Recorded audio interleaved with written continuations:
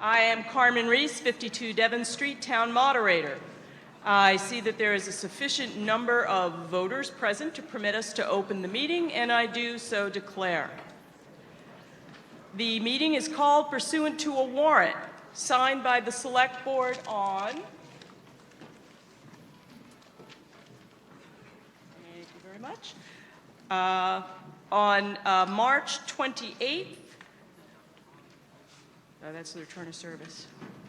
They don't have a date.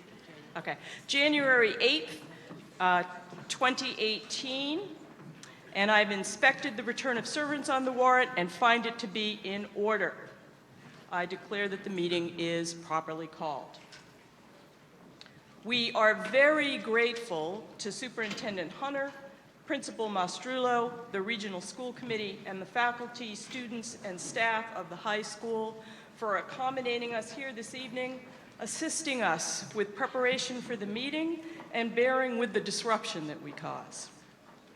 This evening, the gymnasium is the only venue for the meeting, and voting will take place only in the gymnasium. To vote on tonight's articles, you must be occupying a seat in the gymnasium. The meeting proceedings will be broadcast in the cafeteria for those who wish to follow along from there, but no voting will take place in the cafeteria. The meeting also will be broadcast live on our high school's radio station, WIQH. I would now like to invite Fire Chief Tom Judge to come to the podium to tell us what we need to know in the unlikely event of an emergency this evening. Thank you, Madam Moderator. Just a couple of quick safety announcements. The auditorium has 4 exits, 2 in the rear, 2 in the front. There is one behind the screen. You can't see the exit, but I assure you that there is an exit there. In the event of an emergency that we have to evacuate, I would ask you to please look around, find the nearest exit, and follow that exit to the outside. If you are taking advantage of the child care located outside the athletic director's office, in the event of an emergency, I would ask you to please head to the nearest exit and then meet the staff with your children in the courtyard outside the cafeteria. And the one last thing I would ask is that we try and keep the aisles and rows clear. Thank you. Thank you, Chief, for that safety briefing and for all that you do. I'd also like to thank Chief O'Connor and the officers of the Concord Police Department who are here this evening to protect and serve as they are every day. Ms. Hotchkiss nominates Ms. Carolyn Flood of 1289 Main Street to serve as Deputy Moderator, who will carry out the duties of the moderator if she is unable to serve. Is there a second? I see that there is. All in favor? All opposed? That is a vote, and I declare that the meeting has elected Ms. Flood as Deputy Moderator, and I do so declare. There are a variety of materials pertaining to tonight's meeting available on the tables in the cafeteria. All of those materials are also available at www.concordma.gov under the Town Meeting tab. Wi-Fi is available here in the gymnasium and in the cafeteria to provide you with internet access. And do we have the name of the network on the screen? I don't think we do. Okay. You'll find it if you look for networks, the high school network, and no password is required. Concord School Net is the name of the Wi-Fi network, and you do not need a password. If you pick up nothing else from the tables in the cafeteria, please pick up the Finance Committee report. The first 62 pages will tell you everything you need to know about town finances, including the budgeting process, debt management, and a 5-year projection on property taxes. It also contains all of the warrant articles and the recommendations of the Finance Committee and the Select Board on the articles.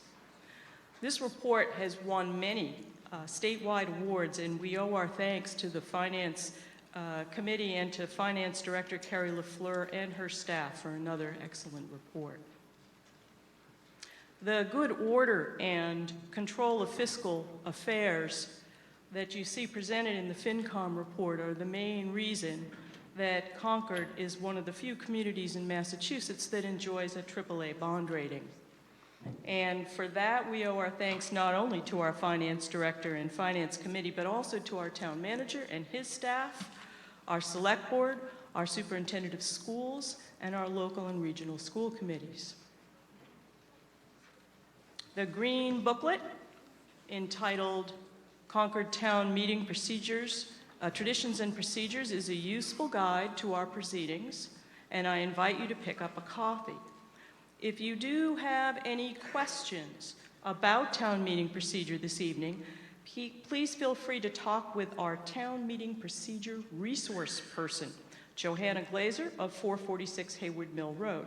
She's available for consultation on process issues and assistance in drafting and presenting motions and amendments.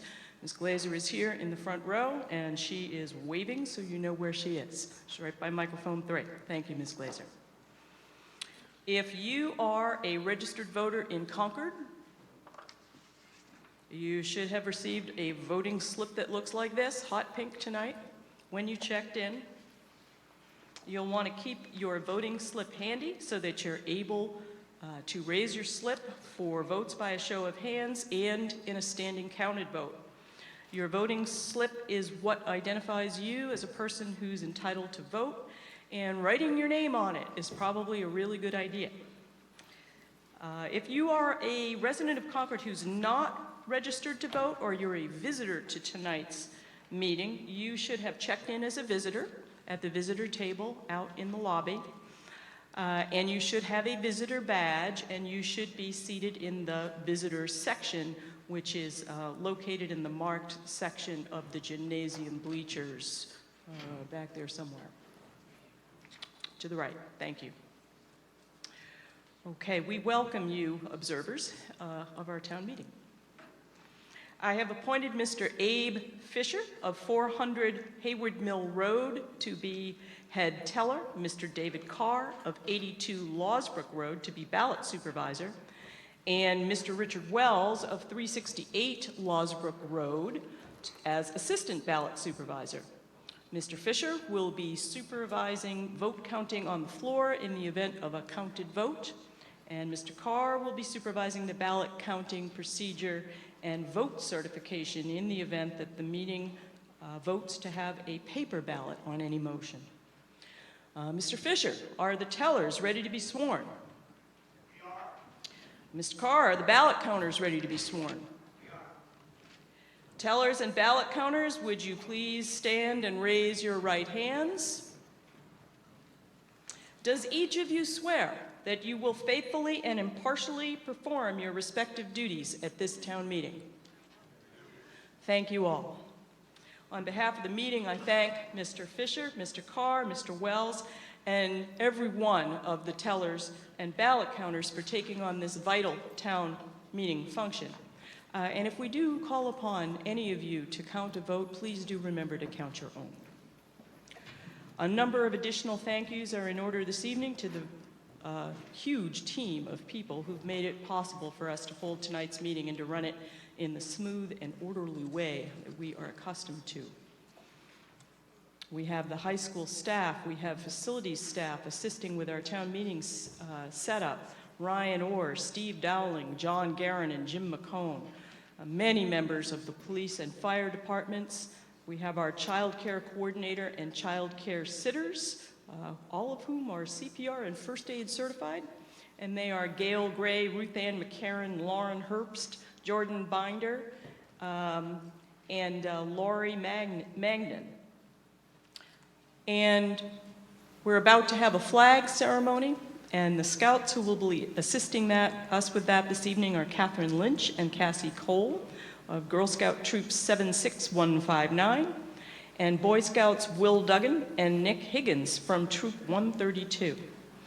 We thank also our town clerk's office staff, Kari Tari, Pat Clifford, Arlene Fitzpatrick, and the town manager's office staff. The town manager himself, Chris Whalen, Kate Hodges, assistant town manager, Andrew Mara, Aaron Stevens, and I've left out one person, but don't worry, we're going to get to her. And for IT and presentations, we're very grateful to Mark Howell, Leslie Koplow, Howard Burkett, and to Melissa Simard, who is manning the timer for us this year. A very, very special thank you goes to Town Meeting Coordinator Heather Brissett, who somehow, despite this being her maiden voyage with Concord Town Meeting, has managed to keep the whole enterprise and especially the moderator on track. So thank you, Heather. I will now call on our scouts to bring the flags forward. And would you all please stand while the flags are brought forward and remain standing.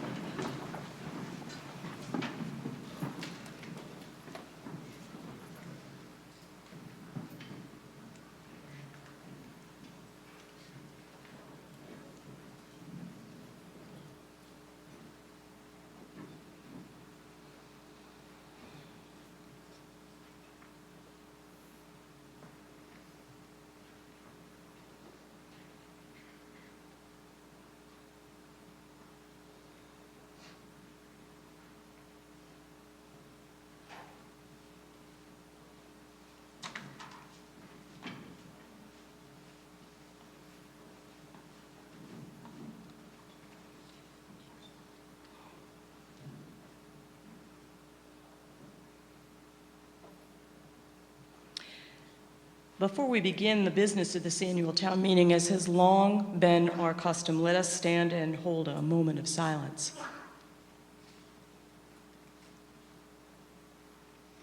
As we begin our proceedings, let me share with you some thoughts on town meeting from the handbook we follow, Town Meeting Time. The town meeting conception of democracy is an idealized way of expressing the democratic hope that those who are governed will be able to reach those who govern them, that they will be able to make their voices heard where it counts.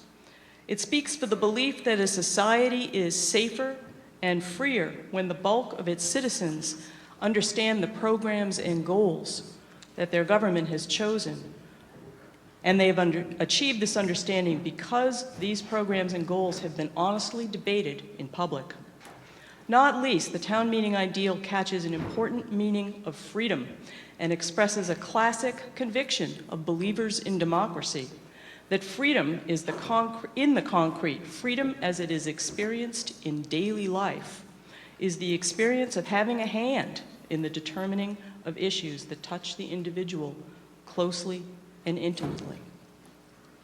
Tonight we are Concord's legislature because we are here not only as private citizens but also as legislators. We must bear in mind as we cast our votes not only our personal interests, but also those of our community as a whole. As we deliberate, let each of us here tonight maintain an open mind, an open heart, graciousness when we disagree, and a healthy sense of humor, so that the debates of this meeting will not be a source of division when our business here is finished. Thank you, and please be seated. And Scouts, you are dismissed, and thank you very much.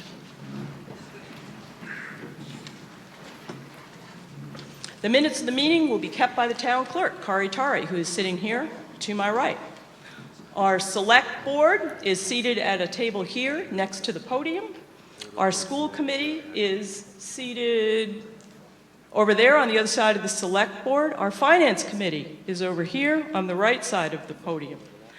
I would like to note that the members of these boards and committees are all volunteers and that they all find a great deal of personal reward, not to mention many television appearance opportunities in their service to our town. If you too would like to reap these enormous rewards, do important and interesting work, and get to know your community better, you could fill out a green card to volunteer for one of our many boards and committees, and you'll find these out in the cafeteria. You'll also find them online at the town website. Ms. Hotchkiss moves that the reading of the warrant and the return of service thereon be omitted. Is there a second? Thank you. I see that there is. Any discussion? All in favor, raise their ballots. All opposed, raise their ballots. The vote is unanimous, and I do so declare. It is the hope and goal of the moderator to conclude 2018 town meeting by the end of Wednesday night. We have 53 articles on the annual town meeting warrant. No motion is expected on 6 of the annual town meeting articles, and 15 are on the consent calendar. That leaves us with 32 articles to address, and we will now proceed to Article 1.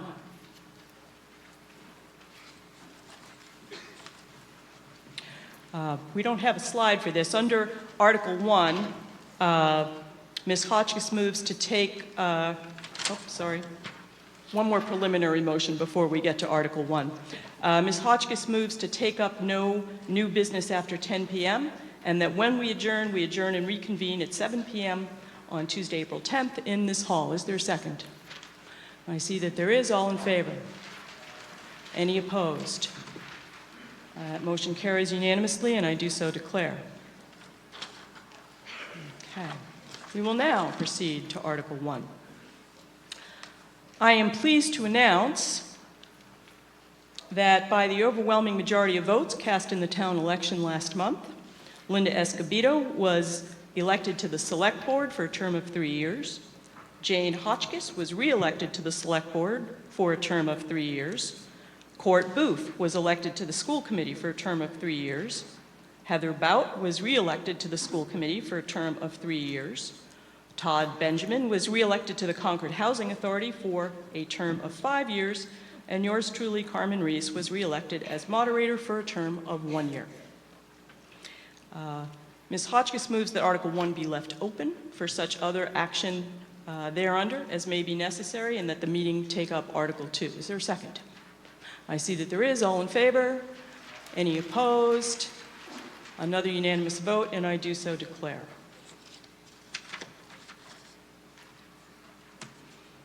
Under Article 2,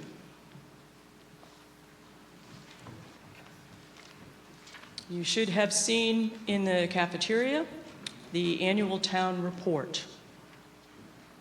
Ms. Hotchkiss moves that the town vote to accept the 2017 annual town report. Is there a second? I see that there is. All in favor? Any opposed? Seeing none, another unanimous, not you, right? Okay. Another unanimous vote, and I do so declare. We will now take up the consent calendar. You have slides for this? You didn't get them? No? Okay. So, there is a handout.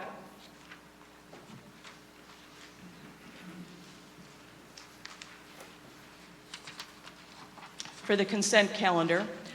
And let me first explain the consent calendar. The motion is, under the consent calendar, that town meeting take action on the 15 articles listed in the calendar without any debate, provided that any 5 voters may place a hold on any article listed, in which case that article will be removed from the consent calendar and taken up in the ordinary course of business. Now, please refer only to the handout on the consent calendar that is in the cafeteria. The version of the consent calendar which appears in the FinCom report unfortunately went to press before coordinating the final motion language on all of the articles with Town Council. And it also, the version in the FinCom report includes one article, Article 41, which has since been removed from the consent calendar. So please refer only to the handout. All of the articles on the consent calendar have been the subject of public hearings before either the Select Board, the Finance Committee, or the Planning Board. All are recommended for affirmative action by the boards or committees which have jurisdiction over them. These articles were selected for the consent calendar because they were routine, non-controversial, or traditionally placed on the consent calendar. And we'll now go through each article that's on the list, and if you wish to place a hold on any article, please stand, approach a microphone, and so state, and we'll see if we have 5 voters who wish to remove that article from the consent calendar. And if we do, we will take it off and take it up in the ordinary course. The first article on the consent calendar is Article 3, Meeting Procedure. And this is that the town take affirmative action on Article 3 as it's printed on the handout applicable to the article. This is a routine and non-controversial motion in which the Finance Committee asks that anyone, okay, we have it up there, okay. In which the Finance Committee asks that anyone who wishes to amend a motion to add an appropriation identify the source of that appropriation. Does anyone wish to place a hold on Article 3? Move on to Article 4. Article 4 is ratify Personnel Board classification actions. Affirmative action is recommended on this by the Finance Committee, the Select Board, as well as the Personnel Board. And this motion is that the town take affirmative action on Article 4 as it's printed in the warrant, including under Clause 20, the change to classification and compensation plan that was voted by the Personnel Board and effective on March 7th, to add the title Facilities Operations Coordinator to grade MP2. This, again, is routine and non-controversial, and we deal with these categories every year. Is there anyone who wishes to place a hold on Article 4? Moving on then to Article 5, Classification and Compensation Plan for Regular Status Positions. Affirmative action is recommended on this one by, again, the Finance Committee, the Select Board, as well as the Personnel Board. The motion is that the town take affirmative action on Article 5 as printed in the warrant, except that in salary grades TT1 and TT2, the word annual be replaced with the word hourly. And again, this is a routine and non-controversial motion that we take up every year. Would anyone like to place a hold on Article 5? Seeing none, we proceed to Article 6, which is the use of free cash. Affirmative action has been recommended by the Finance Committee and the Select Board, and the motion here is that the town take affirmative action on Article 6 to authorize and direct the assessors to transfer $1 million from free cash to reduce the tax levy for the fiscal year ending June 30, 2019. And again, this is a routine transfer of surplus funds that we do annually. The surplus results from revenue collection exceeding estimates or from actual expenditures being less than appropriations. The transfer allows us to reduce the tax levy. Anyone wish to place a hold on that? The next is Article 19. This one is the authorization of expenditure from the PEG Access and Cable Related Fund. This is another annual action that allows the town manager to transfer funds out of the PEG Access and Cable Related Fund to the provider of our local cable access service to enable those services to be provided. This is another routine and non-controversial item, and the specific numbers involved here are $600,000 to be expended during June 30, 2019, $400,000 estimated license revenue during fiscal year 19, and $200,000 allocated from the available fund balance. I will note that this Article 19 has absolutely no impact on Article 20, which is the freedom of the press article that deals with town meeting's view on who ought to control the provision of local cable access TV. Anyone wish to place a hold on this? Nope. Okay, Article 22. This is an alcoholic beverage bylaw amendment. This one has affirmative action recommended by the Select Board. This was non-controversial at hearing. It is an amendment to our existing alcoholic bylaw, beverage bylaw, which allows the town to issue one-day special licenses on town-owned properties such as 51 Walden Street, Emerson Umbrella, and also to permit licenses in places like the Kaiser Road parking lot for Jazz Fest, which currently the town is not able to do under the bylaw. This one was non-controversial. Anyone wish to place a hold on this? Seeing none, Article 33. This is a zoning bylaw amendment On the definition of a dwelling unit, affirmative action is recommended by both the Planning Board and the Select Board. And the motion is to take affirmative action on Article 33 as printed in the warrant. And what this is a clarification of the original bylaw intent. They will provide better guidance on how the Building Inspections Division currently interprets the bylaw to determine whether a space within a structure constitutes a separate dwelling. Anyone wish to remove this one? Okay. Next is Article 36. This is another zoning bylaw amendment. This one, it relates to the reconstruction of non-conforming structures. It has affirmative action recommended on it by the Select Board and the Planning Board. And the motion is that affirmative action be taken on Article 36 as printed in the handout applicable to the article. And this is a housekeeping amendment. It adds language to clarify a potential ambiguity in the bylaw as to the types of building projects to which the bylaw applies. Anyone wish to place a hold? Okay. Article 37. This is another zoning bylaw amendment. This one relates to off-street parking, loading, and design standards in the Table 4, minimum parking. This motion is to take affirmative action on Article 37 as printed in the warrant.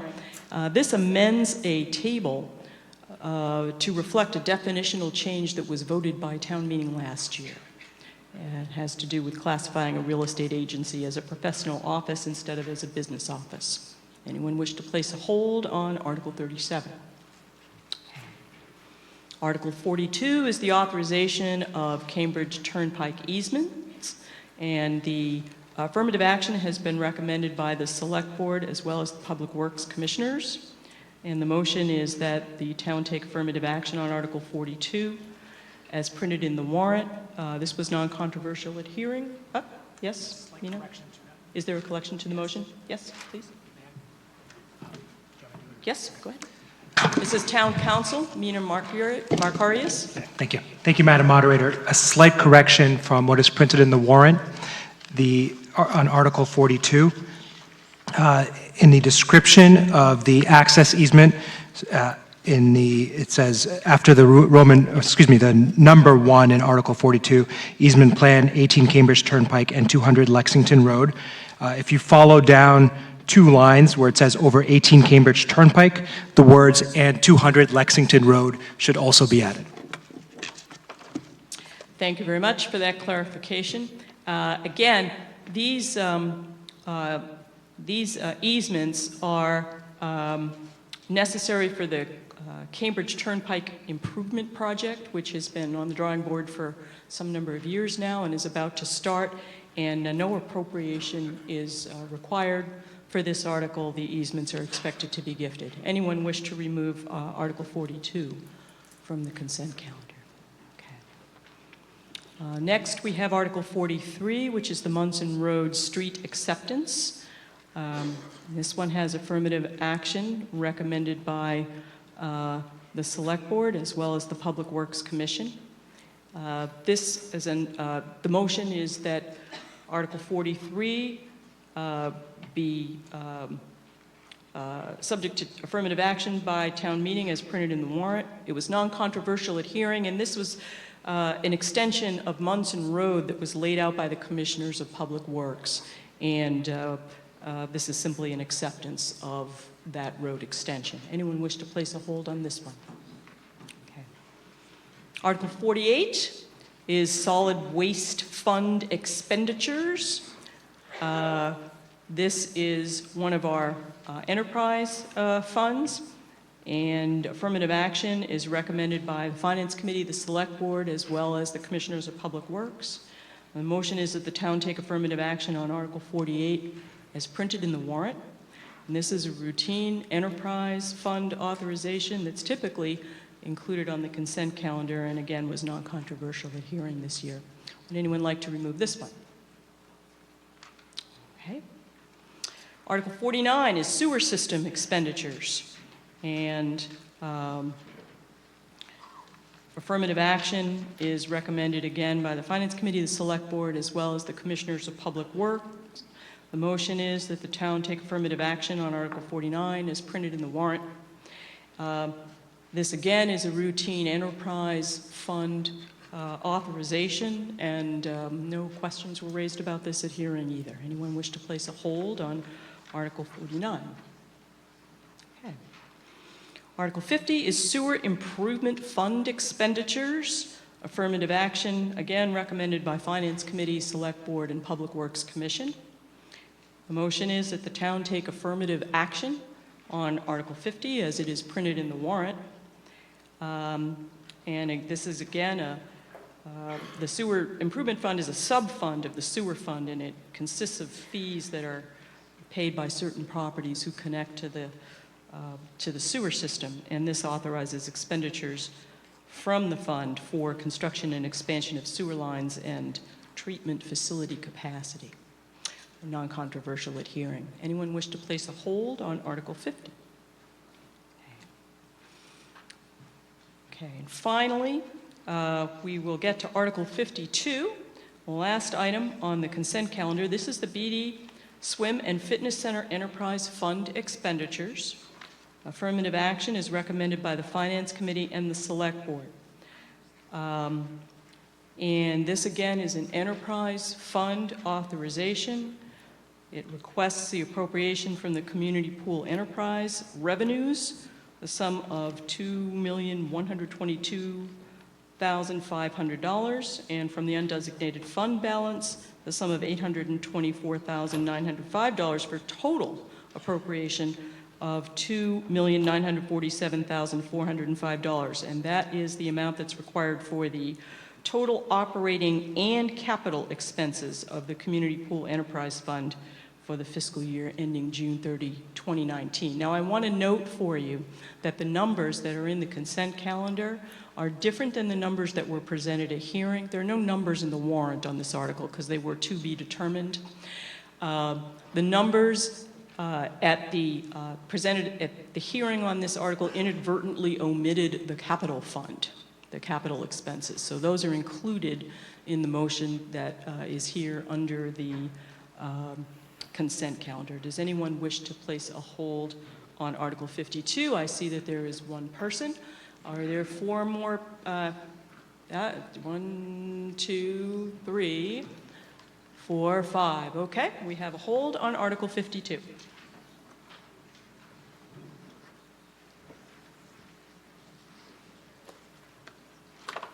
Okay. All right. That means we are, the town clerk was just good enough to point out to me that somehow we omitted in our litany of article numbers in the motion at the beginning of the consent calendar, Article 36. Next year, there's going to be no numbers in this motion, and instead it's going to be the articles that are listed below, so we won't have this problem as things come on and off. So the motion that we now have is for the town to, I think I forgot to get a second on this. Do we have a second on the consent calendar? I see that we do. Thank you very much. The motion is that we take affirmative actions on the articles, and they are 3, 4, 5, 6, 19, 22, 33, 36, 37, 42, 43, 48, 49, and 50, with a hold placed on 52. And that we take affirmative action without discussion. Now, I will note that we need a 2/3 vote on the entire consent calendar because we do have some articles on it that are zoning articles which do require a 2/3 vote. So therefore, we have a 2/3 vote requirement on the entire consent calendar. All in favor of affirmative action on the consent calendar? Thank you very much. Any opposed? That is an affirmative vote, and I do so declare. It's a unanimous vote. Thank you very much.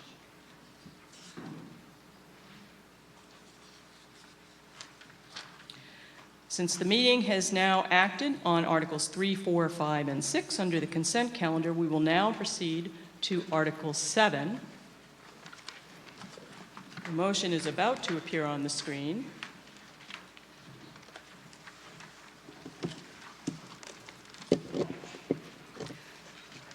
As we have our, let me first ask if we have a second motion for the motion under Article 7. Thank you very much. I see that we do.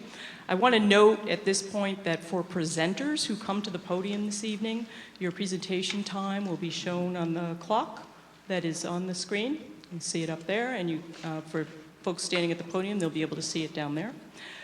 There's also a red and an amber light on the podium, and the amber light will light when you have 30 seconds left, and the red light will light when you have 10 seconds left, and when you have no seconds left, you're in trouble. Mr. Whalen. Madam Moderator, Christopher Whalen, Town Manager. I live at 1935 Main Street. Article 7 requests that the town appropriate $43,223,587 for the operation of town departments and our joint town and school accounts during the coming fiscal year. Kerry LaFleur, our finance director, and her budget team have assembled two very useful documents, the town manager's 2019 budget and the finance committee report, which are both available in hard copy and online and provide a wealth of information about town department expenditures and operations. The budget book includes performance measures for each department, as well as recent historical data. Line 35A of the budget provides for employee health insurance and is being reduced from the amount printed in the warrant due to savings we expect to see as a result of steps taken to lower insurance costs. Article 7 provides resources for all town government operations funded by the general fund.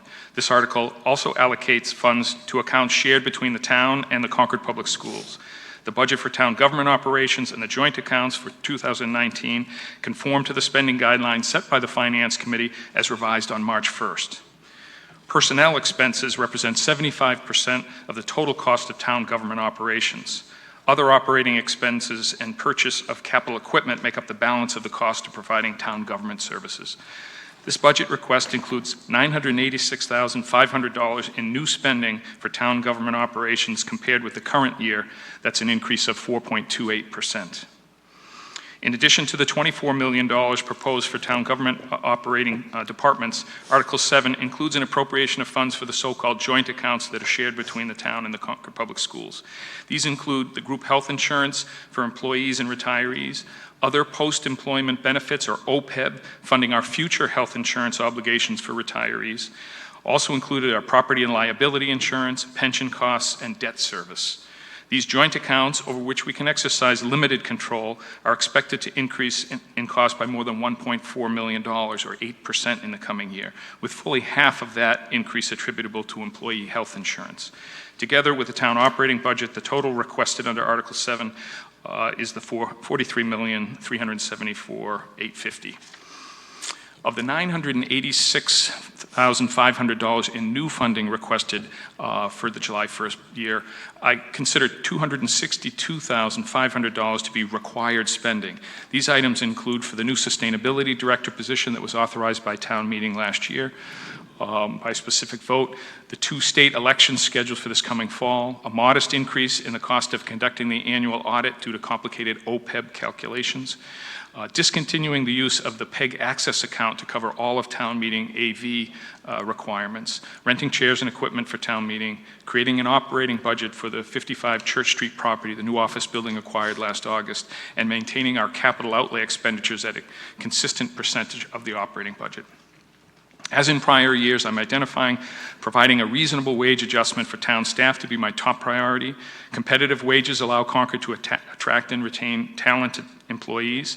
This budget requests $740,000 be allocated to the salary reserve line item. This will allow the town to grant a wage adjustment of 2.5% for all employees, in addition to the step or merit increase which employees may be entitled to if they're not at the top of the pay scale. This amount also includes an allowance for union collective bargaining agreements. The contracts for the library and fire department employees have been settled. The police union contract expired last June, is still under negotiations, and we're in the process of negotiating the first contract with the highway and parks employees. Other spending priorities include a modest increase in our legal services account for the first time since 2004 to reflect higher legal costs. I'm also proposing a slight increase in spending at the library for books and materials, as well as for our youth and senior services in responding to growing demand in those areas. These priority spending items total $868,395, which combined with the priority items listed on the previous slide, nearly consume the full amount of new dollars available for next year. There were many needs identified by department heads that were not able to be accommodated in the budget proposal. A limited listing of those is shown here, including no increase in the snow and ice account for next year, nothing for an economic development director, no new police officers. The ambulance in West Concord will continue to operate on a 12 hours a day, 7-day-a-week basis rather than 24/7, because 4 new firefighters would be required to staff the ambulance around the clock. We will continue to have limited funds available for townwide training of town staff, and no additional lands management funds for the conservation properties or recreation. Despite the 4.2% increase in the budget for town government operations, this was a challenging year for us. There are some needs identified that will have to be revisited next year. The 2019 budget allocates resources necessary to continue to provide the high-quality services that Concord has come to expect, and I request your favorable action on Article 7. Thank you. Thank you, Mr. Whalen. There are chairs here if you wish to stay up here for questions. We'll now invite questions and comments from the floor. And just a word about questions and comments from the floor. There are 6 microphones available. All of them are located at the front of the hall. Microphone number 6 is an accessible microphone. We don't have any pro or con microphones this evening. Every speaker from the floor will have 2 minutes, and the clock on the screen will track your time for you, and you will be gently reminded if you lose track of time. Let us all bear in mind that this is a meeting to conduct the legislative business of the town of Concord. No place in it for clapping, cheering, booing, or other demonstrations from the audience. And while we do expect the discussion to be rigorous on the issues, we do expect it also to be gentle on individuals. So please do state your name and address when you come to the microphone to be recognized, and direct your remarks only to the chair, the moderator. And you will definitely win the gratitude and affection of the meeting if you keep your comments focused and concise. Any questions or comments on Article 7?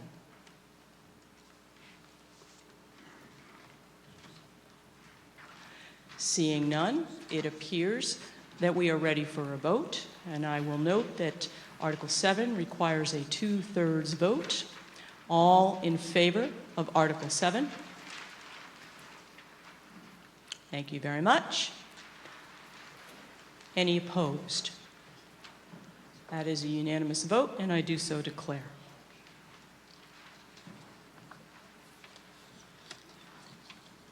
We will now proceed to Article 8, the Minuteman Regional Technical High School District Budget. And our Minuteman School Committee Representative, Carrie Flood, will address us. Do I have a second for the motion which is on the screen? I see that I do. Ms. Flood. Carrie Flood, 1289 Main Street. After some challenging years, we are now in a position to focus squarely on a positive future for the district, our students, and our role in workforce development to serve the needs of our member and surrounding communities. Fiscal year 2019 will be the last in the old building. Construction of the new facility is progressing on an aggressive but achievable schedule with no significant surprises or complications to date. We've been making payments on preliminary phases and must now begin paying for the actual construction. One bond of $36 million has already been issued, and another will be issued in the coming year. Final borrowing won't take place until completion, at which time both MSBA funding and a capital fee applied for out-of-district students will kick in to assist. Another challenge has been enrollment. The total currently stands at 568, and our goal is to reach design enrollment of 628 within a few years.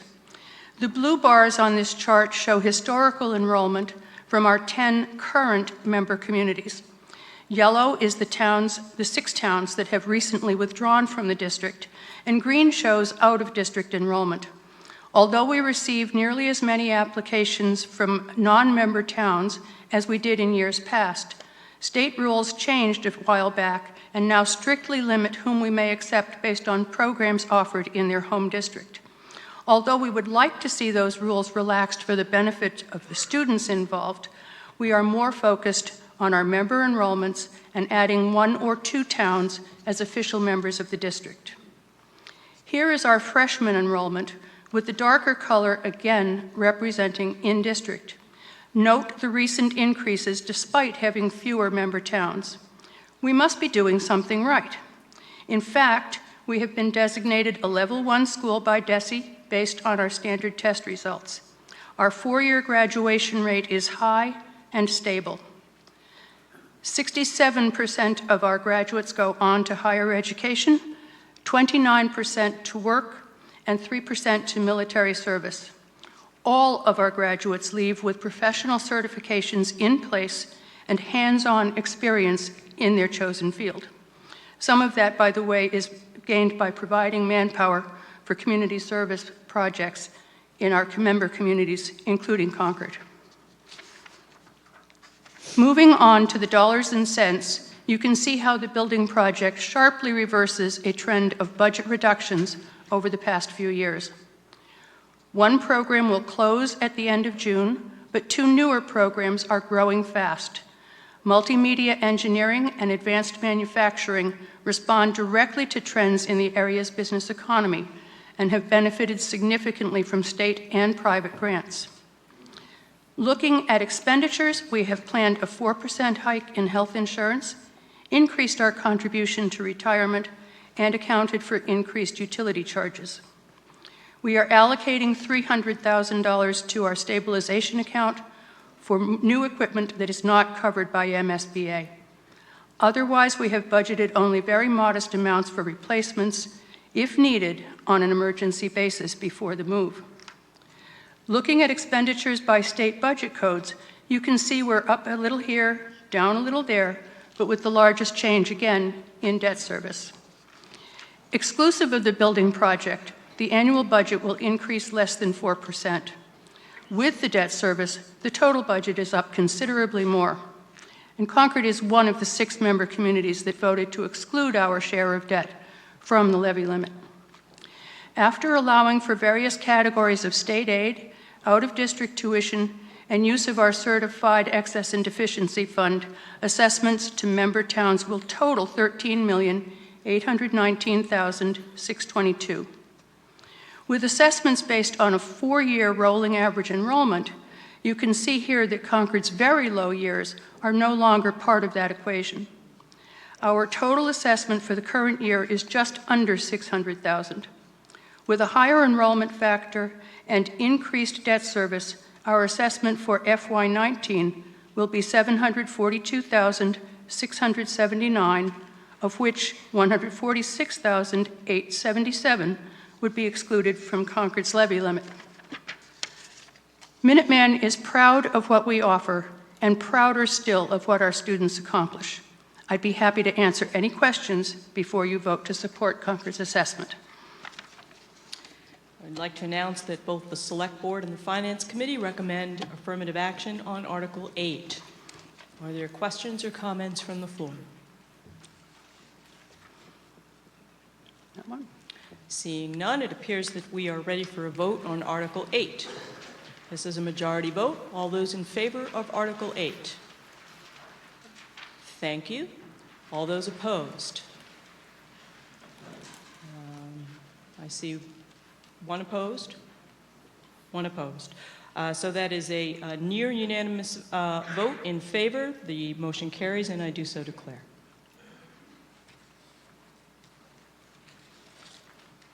We will now proceed to Article 9, and the motion will appear momentarily on the screen. There it is. Do we have a second for the motion under Article 9? I see that we do.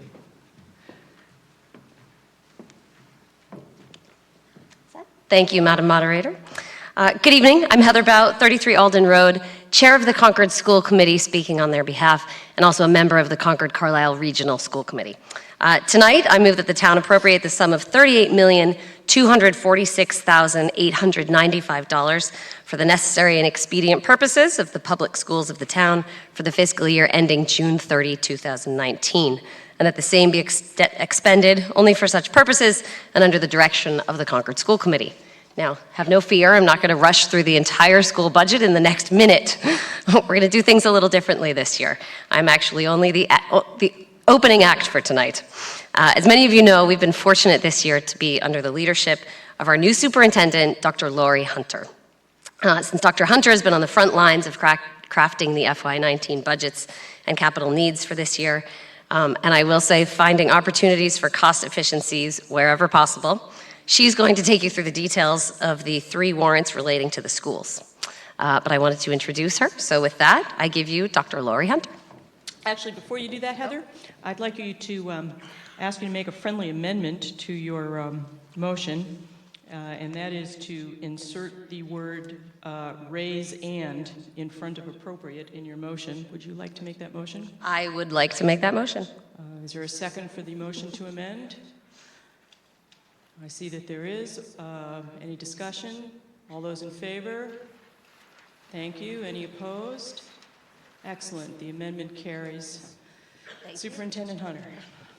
Thank you. Good evening. It really is a pleasure to be here. It was about a year ago that I sat as an observer, and it was one of the first things I did after being selected for the position. So I'm really grateful for this opportunity. It's been an incredible welcome over the last 9 months.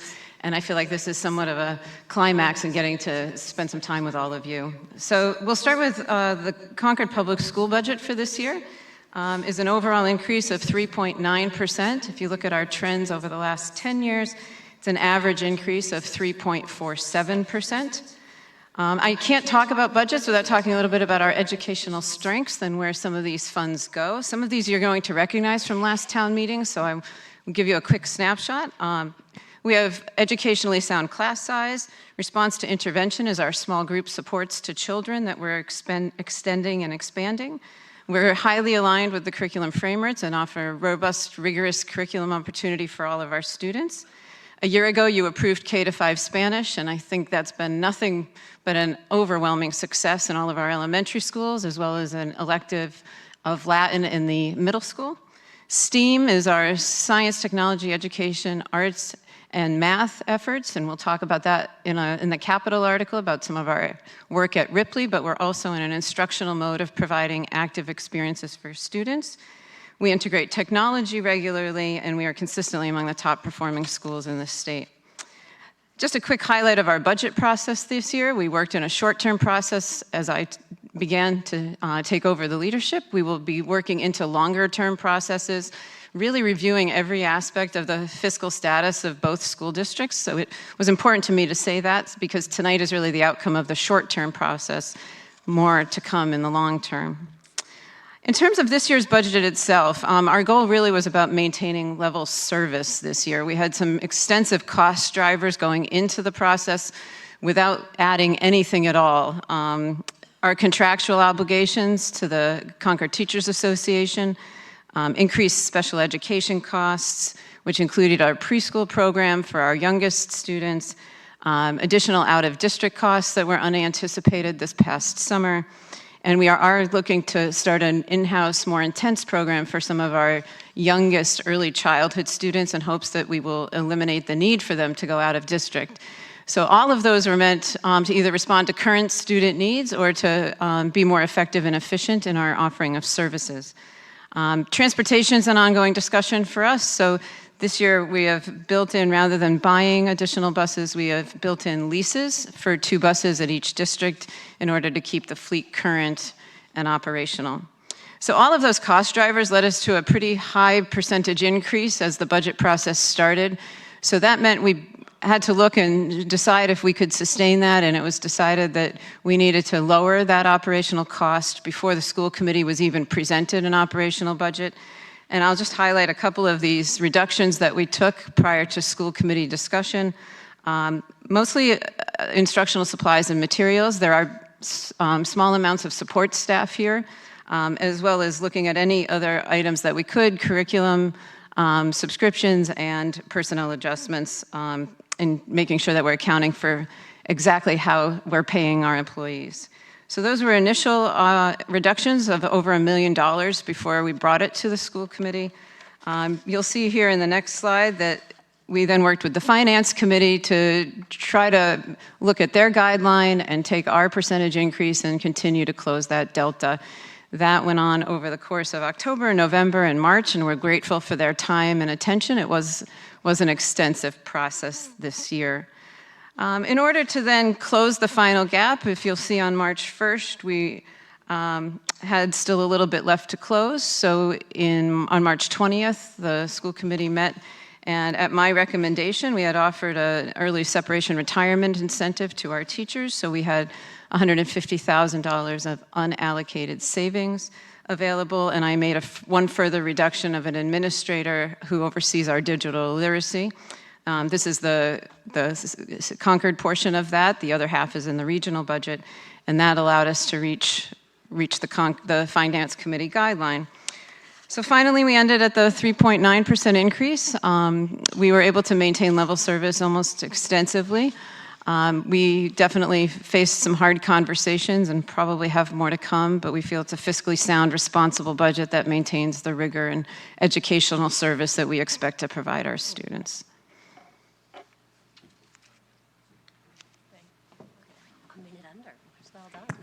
Thank you very much, Superintendent Hunter. I think I've already mentioned that the Select Board and the Finance Committee both recommend, well, actually, do you both recommend? The Finance Committee reports as you do, okay. And you do, okay, great. Are there questions or comments from the floor?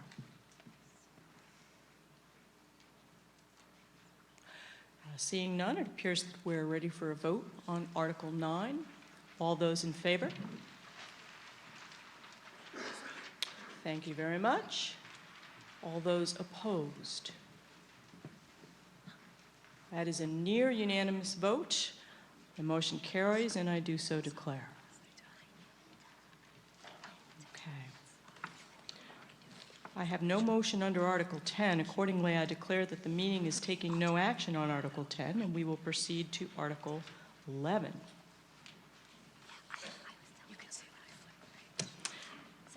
Article 11? Yes, Sorry. Article 11. And the motion is on the screen. This is for the Concord Public Schools capital projects. Do I have a second for the motion?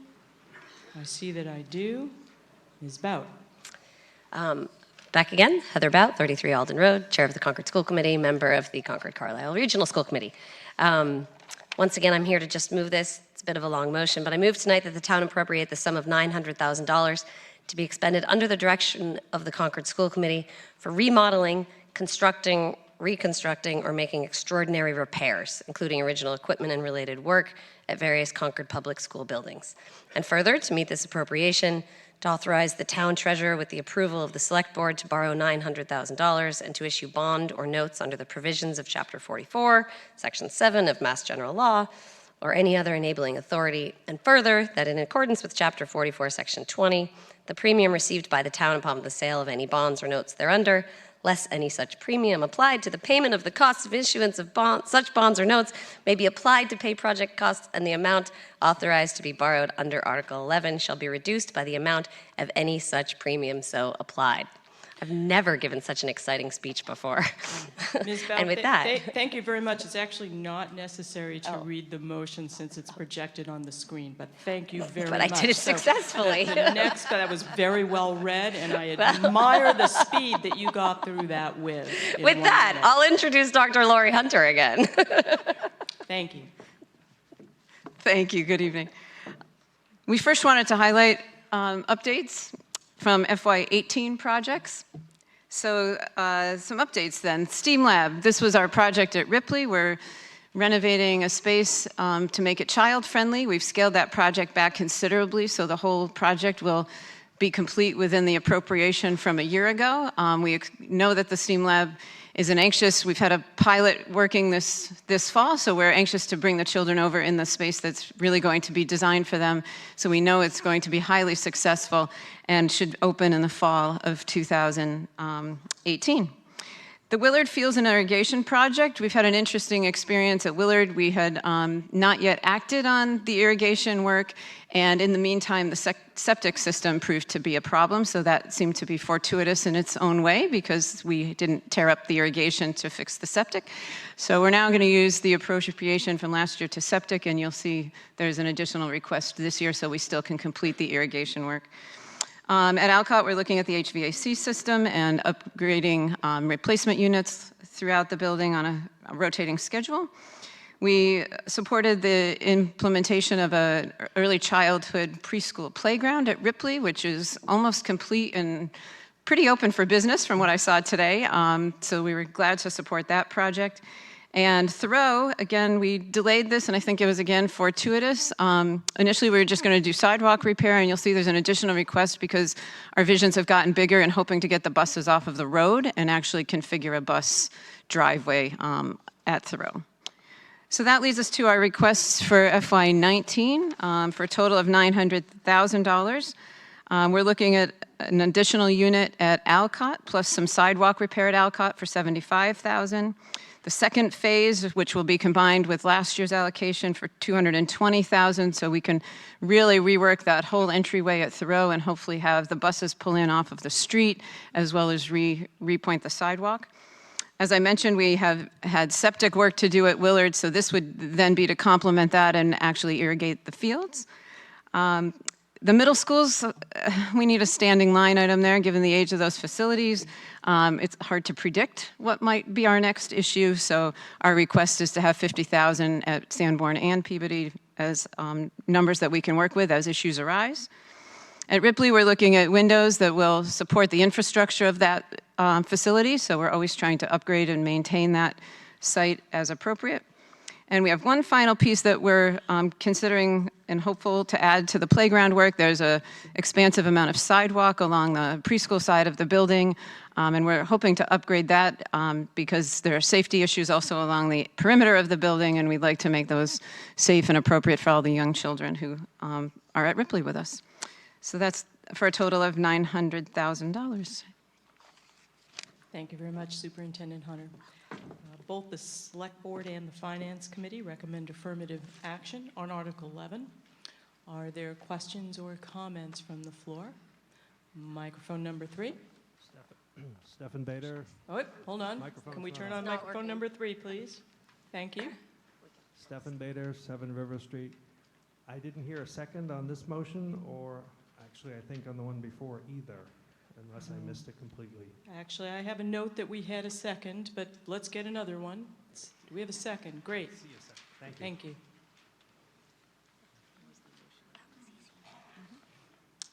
Any other questions or comments about Article 11? Seeing none, it appears that we are ready for a vote on Article 11. All those in favor? Thank you. All those opposed? The motion on Article 11 carries by a near unanimous vote, and I do so declare. We will next proceed to Article 12, and we'll see the motion on the screen. And do we have a second for the motion under Article 12? I see that we do. And both the Select Board and the Finance Committee were holding their recommendations until the meeting. Is the Finance Committee recommending affirmative action here? Yes. And the Select Board? Yes. Thank you. Thank you. Thank you, Madam Moderator. I take it I don't need to read what's on the screen, or would you like me to? You don't need to read what's on the screen, but you do, All right. you do need to introduce yourself. Yes. My name is Dan Conti. I live at 22 Tarbell Spring Road, and I am the chair of the Regional School Committee. There's my motion. And I just want to take a moment to introduce Dr. Lori Hunter. It's been a pleasure to work very closely with her over the last year, and we're very lucky to have her as the leader of our schools. I'll hand things over to Dr. Hunter. Thank you. So we'll move on to the high school. So our recommended increase at the high school is an operational, and I'm going to qualify this as we go because we've had a couple of moving factors this year. Our operational increase is a 3.78% increase. And by the time we get to the end of the presentation, you'll hear that that number increases because of some enrollment shifts that have happened and are impacted by the regional agreement. Over the past 10 years, our overall average increase has been 3.75%. A few educational strengths of our high school, again, rigorous core courses, a very rich and deep selection of electives, integration of technology. The later start time, I know that was a large component of the budget a year ago, and I would say with resounding success that half hour in the morning matters greatly to our students. Our innovative opportunities continue. We're beginning a program called Q5, the last 2 weeks of school, which will be highly experiential and highly interest-based, and we're very excited for our students and staff as that begins. And again, we're consistently among the highest performing schools in Massachusetts, so thank you for that ongoing support. And a pretty important piece of data during this budget cycle became the enrollment numbers and the breakout between Concord and Carlisle. So you'll see here that from 16-17 to 17-18, Concord increased by 19 students, and in that same time period, Carlisle's enrollment dropped by 25 students. That led to a 2% shift in enrollment, which leads to a 2% shift in the overall assessment to each community. And I'm bringing that up because it has had a lot of discussion throughout our budget process, fairly unanticipated. We knew this was coming, it just hadn't actualized, and this year there it was.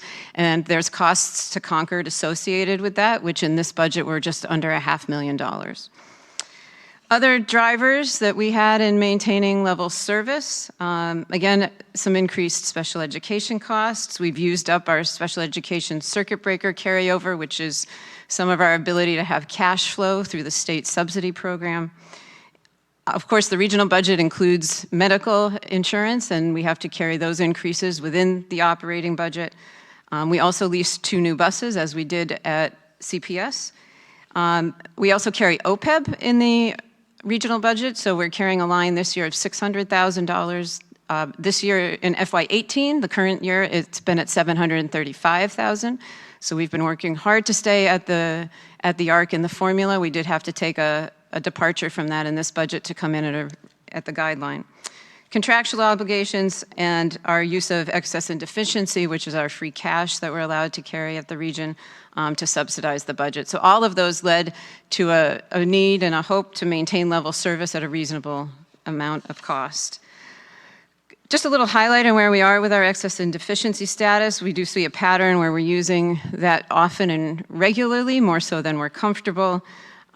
This became a discussion even before tonight's meeting that we're having to go in a little deeper than we expected because of some miscommunication last week. So our concern for this one-time use of funds will drive into FY20. For tonight, we've come to an increase of to a total use of excess and deficiency of $689,000. In FY18, it was $700,000. We had hoped to maintain it at $500,000.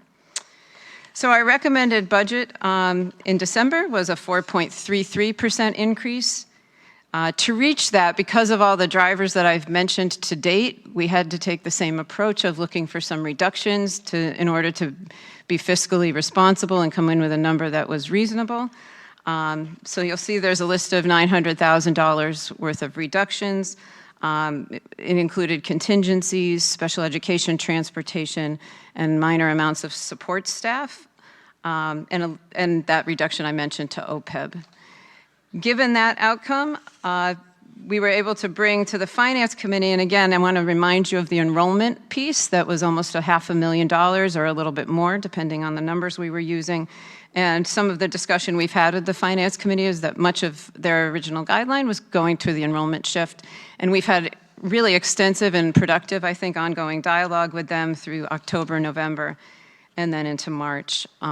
In order to then reach the guideline, not only have we had to look at excess and deficiency, like I mentioned, but in March, we also again looked at the early separation incentive. We also looked at our medical insurance costs, as the town did, and the other portion of the digital literacy administrator allowed us to come down enough to reach that amount. So it's important on the next slide that we look at the revenue side of this, because we do see a pretty large line continuing on from E&D, and we're going to need to keep an eye on that. When you use one-time funds, you set yourselves up for a challenging starting point going into next year. So collaboratively, we reached this outcome of 3.78% as an operational increase year to year.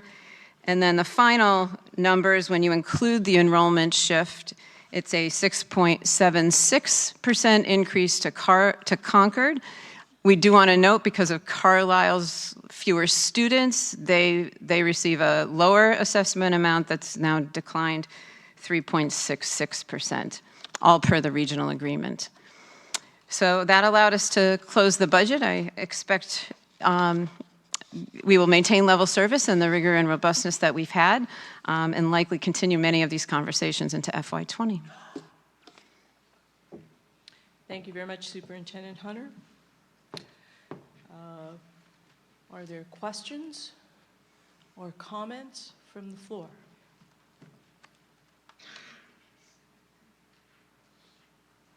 Seeing none, it appears that we are ready for a vote on Article 12, the Concord-Carlisle Regional High School budget. All those in favor? Thank you. All those opposed? The motion carries by a near unanimous vote, and I do so declare. We have no motion under Article 13. Accordingly, I declare that the meeting is taking no action on Article 13, and we will proceed to Article 14.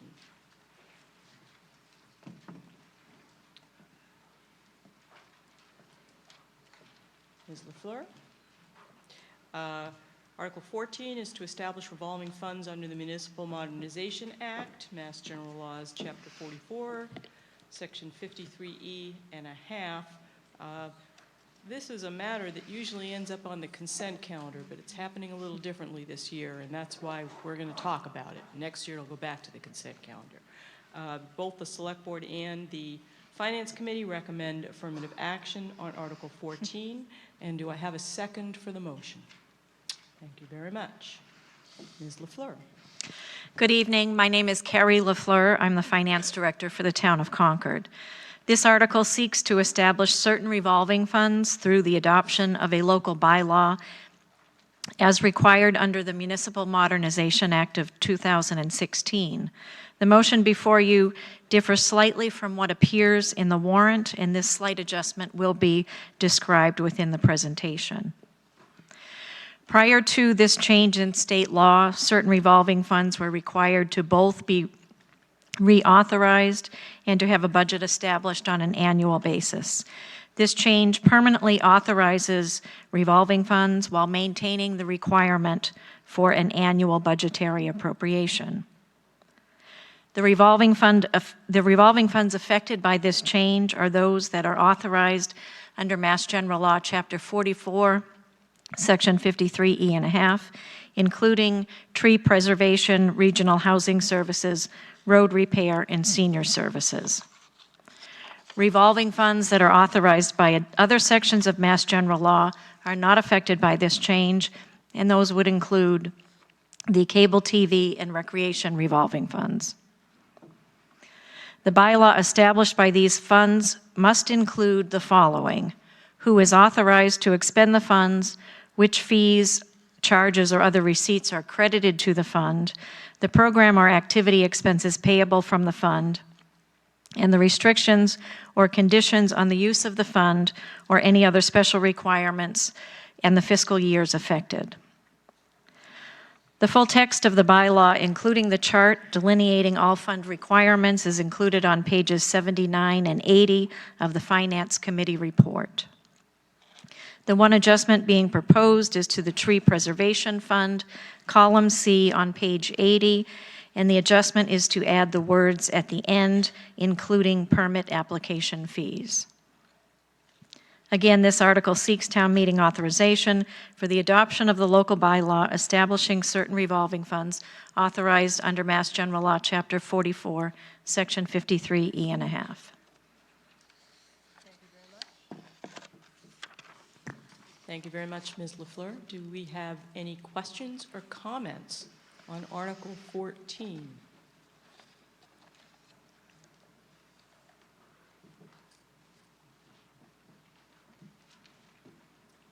Microphone number 2. My name is Tim Rose. Microphone isn't on. Or is it? Microphone number 2. That is, like, Tim Rose, 97 Bartlett Hill Road. Mr. Rose. Could someone please explain to me the difference between these revolving funds and an enterprise fund? Ms. LaFleur? Okay.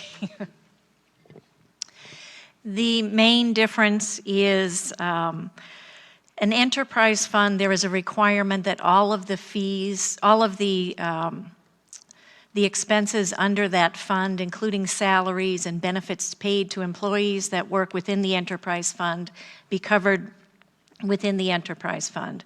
Within a revolving fund, that requirement does not exist. So sometimes you might see that as you're growing a business, you might start as a revolving fund and transition into an enterprise fund, or maybe the business never gets that complicated and it can operate as a revolving fund. Thank you. Any other questions or comments on Article 14? Seeing none, it appears that we are ready for a vote on Article 14. All those in favor, please raise your ballots. Thank you very much. All those opposed? The motion passes, carries by a unanimous vote, and a near unanimous vote, and I do so declare. You didn't mean to be voting against it. It's okay.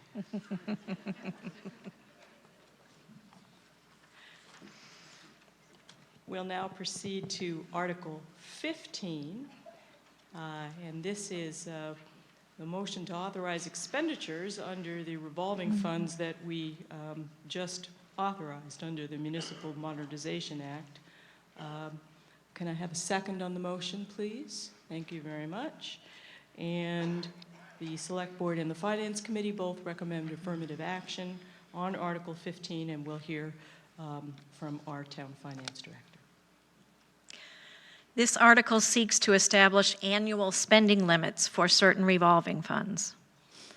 Mass General Law, Chapter 44, Section 53E and a half requires that annual spending limits be set by town meeting for certain revolving funds. As the moderator mentioned previously, in prior years, this article has appeared on the consent agenda. However, in order to be able to explain how the change in state law impacts these funds, this article was pulled from the consent agenda. The following annual spending limits are being requested: $265,000 for the Regional Housing Services Revolving Fund, $120,000 for the Road Repair Revolving Fund, $35,000 for the Senior Services Revolving Fund, and $100,000 for the Tree Preservation Revolving Fund. Again, this article seeks to establish the annual spending limits for these 4 revolving funds. Okay, thank you very much, Ms. LaFleur. Do we have any questions or comments under this? Article 15. Microphone number 3, please. Ooh, you're going to have to stand on your tiptoes there. Ruth Lauer, 100 Cons Road. Ms. Lauer. Referencing the regional housing number, I understand that Concord manages the regional housing services, and that number must be for the whole fall. But is it all Concord money that we are speaking of in that 200K? That is correct. This is the entire budget for the Regional Housing Services Revolving Fund, so it does include funds both from Concord and all the other member communities. Thank you, Ms. LaFleur. Further questions or comments on Article 15? Seeing none, it appears that we are ready for a vote. All those in favor of Article 15, please raise your ballots. Thank you very much.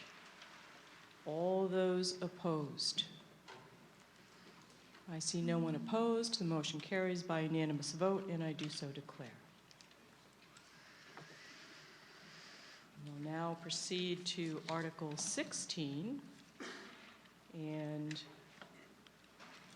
this is the motion to accept the provisions of the Municipal Modernization Act concerning bond issuance of premiums. Do I have a second on this motion? I see that I do. Thank you. Both the Select Board and the Finance Committee recommend affirmative action on Article 16, and we'll hear again from Finance Director LaFleur. This article seeks authorization to allow for the automatic resizing of bond issues to account for the receipt of bond premiums for bond authorizations obtained prior to the 2017 annual town meeting. Premiums are commonly received and are generated when the coupon rate exceeds the rate of return. Premiums are often generated to cover the costs of the transaction or the issuance. Premiums may be generated in excess of costs that are provided to the issuer or the town at closing, along with the principal amount that is borrowed. Net premiums may be generated in any interest rate environment, but they are often larger in lower interest rate environments when there is an expectation of rising interest rates. Going forward, all new borrowing authorizations will include language for the automatic resizing of the bond issue to account for the receipt of a premium. The town still has some authorized and unissued debt for which it would like to apply bond premium to reduce the overall size of the bond issue. Passage of this article would allow for the automatic resizing of the bonds at the time of issuance, avoiding additional town meeting action to apply the premium. Thank you very much, Ms. LaFleur. I will note that this article, Article 16, requires a 2/3 vote. Are there questions or comments on Article 16? Seeing none, it appears that we are ready for a vote on Article 16. All those in favor? Thank you very much. All those opposed? Seeing none, the motion carries by unanimous vote, and I do so declare. You guys are a very agreeable group this evening. We'll now proceed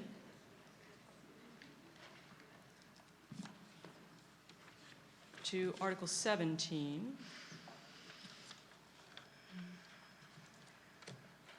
This is the motion to appropriate funds in the Premium Reserve Fund. The motion is on the screen. Do I have a second for this motion? I see that I do. The Select Board and the Finance Committee both recommend affirmative action on Article 17. Thank you for staying there all that time at the podium, Ms. Finance Director, and we'll hear from you one more time. This article seeks approval to transfer $324,000 from the Bond Premium Reserve Fund to pay costs in the Capital Project and Water Enterprise Fund. Language allowing for the automatic resizing of bonds for these projects was not included in the original authorizations. As a result, the town was required to reserve these premiums and seek town meeting authorization to apply them to associated projects. Application of the premium to these associated projects will reduce the borrowing authorizations by the same amount. This article seeks authorization for the following projects in the following amounts. $5,500 for the West Concord Infrastructure Improvement Project approved under Article 33 of the 2014 Annual Town Meeting. $35,000 for the Rideout and Emerson Playground improvements approved under Article 52 of the 2015 Town Meeting. $5,500 for the parking management plan implementation approved under Article 53 of the 2015 town meeting. $20,500 from the townhouse interior improvements approved under Article 54 of the 2015 annual town meeting. $33,300 for Concord Public School building improvements approved under Article 12 of the 2016 annual town meeting. $113,700 for the 2016 roads program approved under Article 26 of the 2016 annual town meeting. $47,000 each for the land acquisition at Balls Hill, approved under the Article 23 of the 2016 annual town meeting for the Capital Project Fund and the Water Enterprise Fund. $2,500 for cemetery improvements, approved under Article 25 of the 2016 annual town meeting, and $14,000 for the rail trail design and engineering, approved under Article 57 of the 2016 annual town meeting. Again, this article seeks approval to transfer $324,000 from the Bond Premium Reserve Fund to pay project costs in the Capital Project Fund and Water Enterprise Fund, as previously detailed. Thank you very much. Do we have questions or comments on Article 17 about these bond premiums? I think I've already mentioned that both the Select Board and the Finance Committee recommend affirmative action on the article, and it does, Mr. Rothermel, are you approaching a microphone or a chair? A chair, okay. So it appears that we're ready for a vote. All those in favor of Article 17? Thank you. All those opposed? And we have a unanimous vote in favor of Article 17. The motion carries, and I do so declare. We'll next proceed to Article 18, which is a citizen petition seeking home rule legislation to allow 17-year-olds to vote in town elections and town meetings. And we'll hear first from Mr. Grom, and we'll also hear in a moment from Abigail Gordy, who is herself 17, I believe. Is that correct? Yes. And she has been granted special permission from the moderator to speak on this article at the meeting. The motion is on the screen. Do we have a second? I see that we do. The Select Board recommends affirmative action on this motion, and we'll hear from Mr. Grom. Robert Grom, Mildred Circle. Proceed. Thank you, Madam Moderator, and thank you all for coming tonight. I'm Robert Grom, a member of the school committees, but not speaking for the school committee tonight. I'm speaking as a resident. This article requests our Select Board to petition the Massachusetts General Court for permission to adopt a town bylaw to include 17-year-olds in the definition of qualified voter. A qualified voter is entitled to vote in all town elections, participate in town meeting and in town caucus, and sign all nominating, warrant, and other petitions authorized by town bylaws. However, to serve in an elected position, the individual must be a registered voter of at least 18 years of age. Next, please. There's growing interest in many parts of the United States to extend voting rights to all those eligible to vote, and many believe that should include 17-year-olds. Article 18 is a small step in a much larger multi-state effort to allow 17-year-olds, and in some cases 16-year-olds, to vote in local and statewide elections. Next, please. Currently, there are active campaigns to lower the voting age in 7 states and the District of Columbia. In California, for example, the Assembly constitutional amendment would lower the voting age to 17. Washington, D.C. would lower the voting age to 16 in all elections, and in the state of New York, a bill calls for the voting age to be lowered to 17. Next, please. In Massachusetts, there are 3 bills currently being heard by our legislature, specifically the Committee on Election Laws, to allow 16 and 17-year-olds to vote. The 3 towns are listed there. They're all near Greenfield, Massachusetts. Next, please. And now I would like to introduce Abigail Gordy, a student at CCHS. Hello, my name is Abigail Gordy, and like Mr. Grom said, I am a student at CCHS. I'm a junior. Your address, please. I live at 1479 Main Street. Thank you. Proceed. And in a little over a week, I will be 17 years old. And I've spent most of my life growing up in Concord. Over the years, I have attended numerous town meetings as a observer, a teller, or even a 7-year-old hostage held there unjustly by her mother.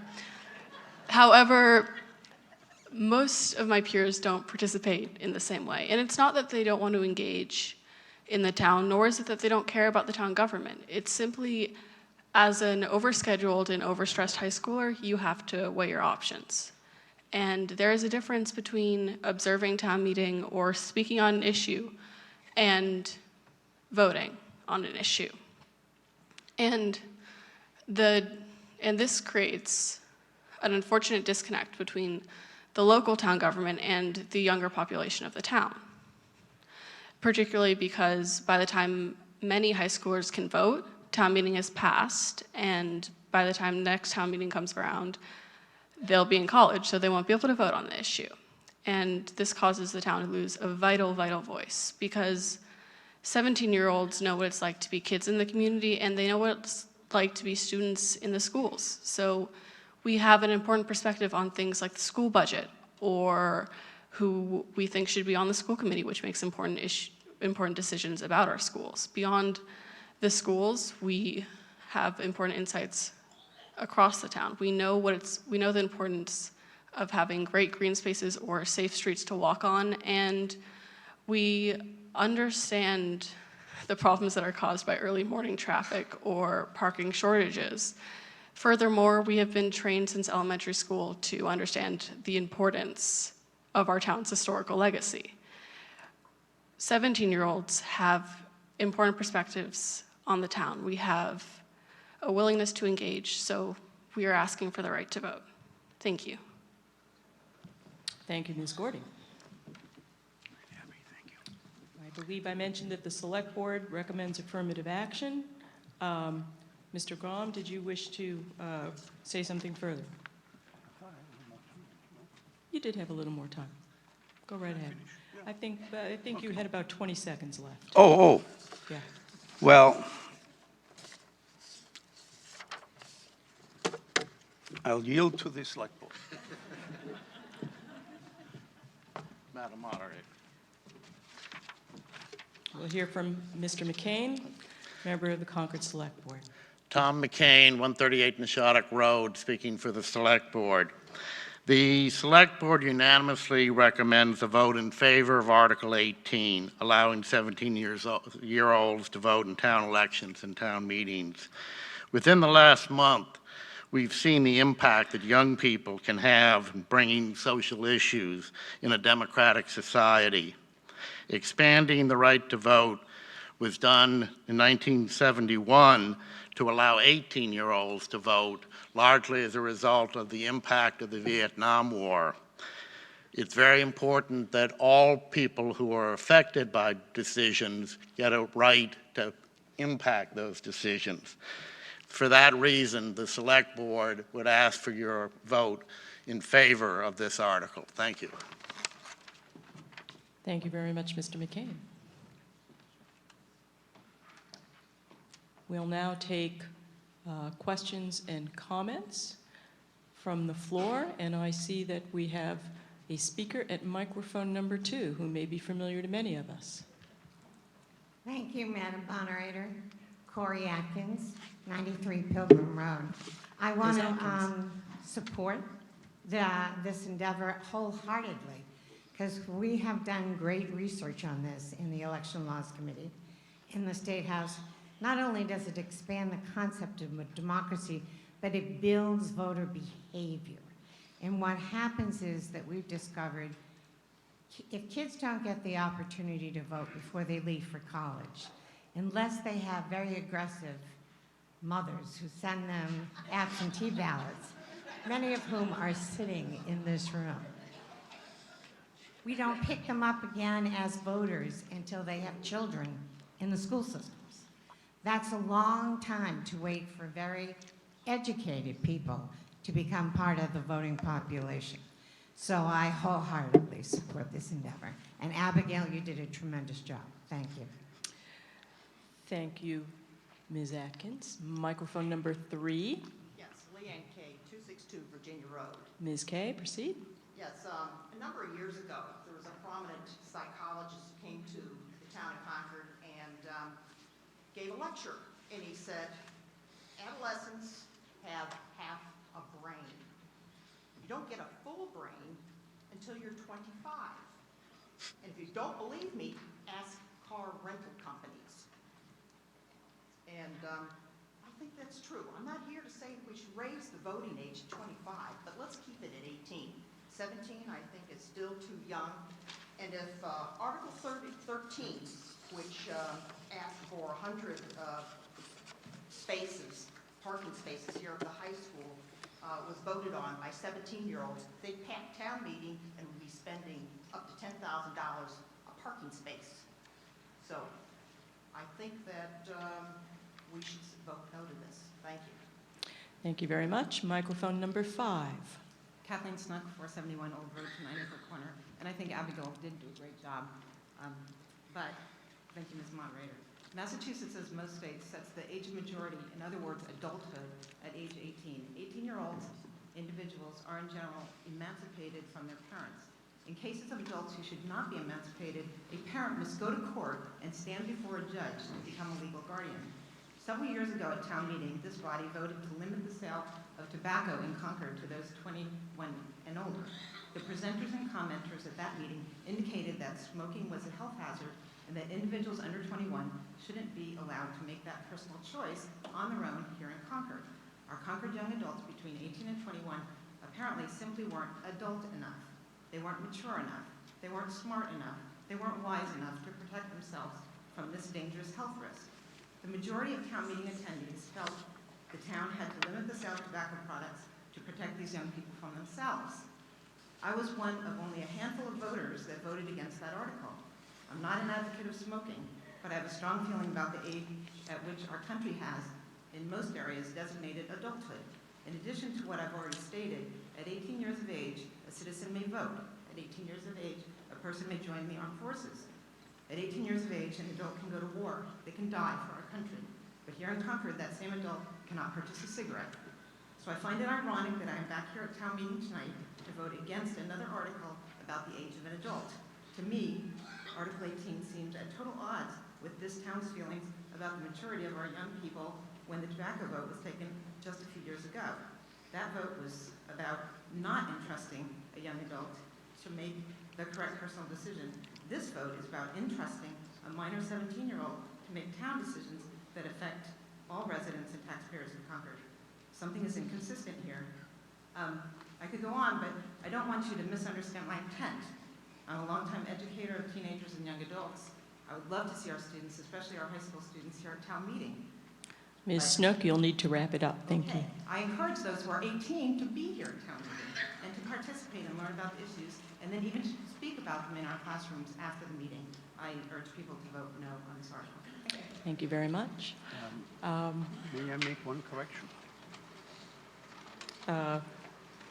Mr. Grom has a response. Yes. Just a minor correction. As far as serving in the armed forces of the United States, a person 17 years of age can serve with parental permission. Thank you. Microphone number 2. Christian Kruger, 85 Alcott Road. Mr. Kruger. I'd like to speak in favor of this measure, since the way I see it, when we're talking about freedoms, especially essential freedoms like the right to vote, it's important that we err on the side of giving freedom rather than taking it. Now, I've so far seen one very articulate 17-year-old in this room, and I would very much like to see more. I'd like to see more people below the age of 30 and 40, people who are young and actively involved in town politics that you don't see all that often these days. I was just at a town election a few weeks ago, and the turnout was tiny, tiny, tiny. We got a group of young kids coming in, like 5, to receive a school committee award, but the people in there didn't know that. They were so excited to see young people voting in a town election, and it turns out they weren't there for that. It was very sad.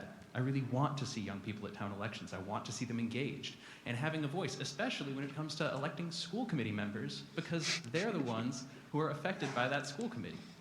I want to see more expansion of the right to vote, not taking it away and not refusing to because we're scared that the margin of error is a few dozen 17-year-olds who are interested enough in town politics to come and vote here. So, thank you very much. Thank you very much. Microphone number 5. Lola Chason, 77 Walden Street. Ms. Chason? I wanted to speak. I am in favor of getting 17-year-olds involved in the process, but I do have a couple of questions, and certainly if 17-year-olds are going to pack the hall, then, like you say, 24-year-olds can come and pack it against them, right? But I have a question. It's easy for town meeting to say, okay, 17-year-olds can have a vote, but how do you sort it out if there's an election where there is both a question that is a state question and a question that is a town question? How much will this cost the town in order to implement that change and that segregation of voters? So, Mr. Grom? Very interesting question. I have an answer from our town clerk, and the most elections that these individuals would participate in would be town elections to begin with. So there would hardly be any additional cost. The only time where that might be different is if there's a Proposition 2.5 ballot question to be answered, and if there's a Community Preservation Act question that would be answered, which has happened very, very infrequently. So as far as cost is concerned, it's not a major consideration.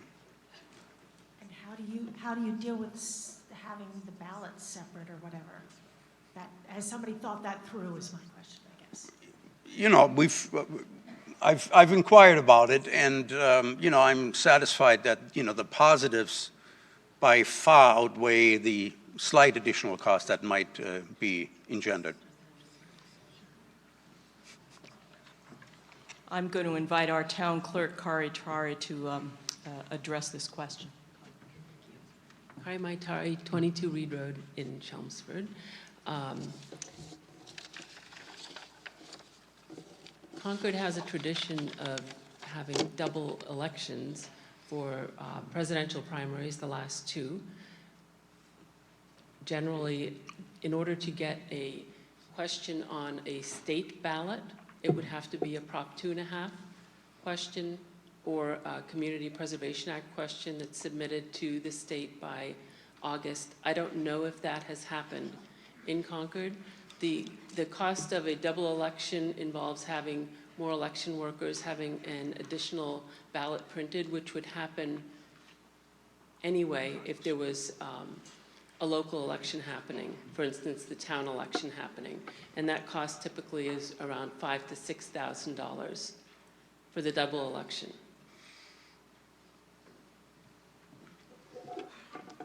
Thank you very much, Ms. Tari. Microphone number 2.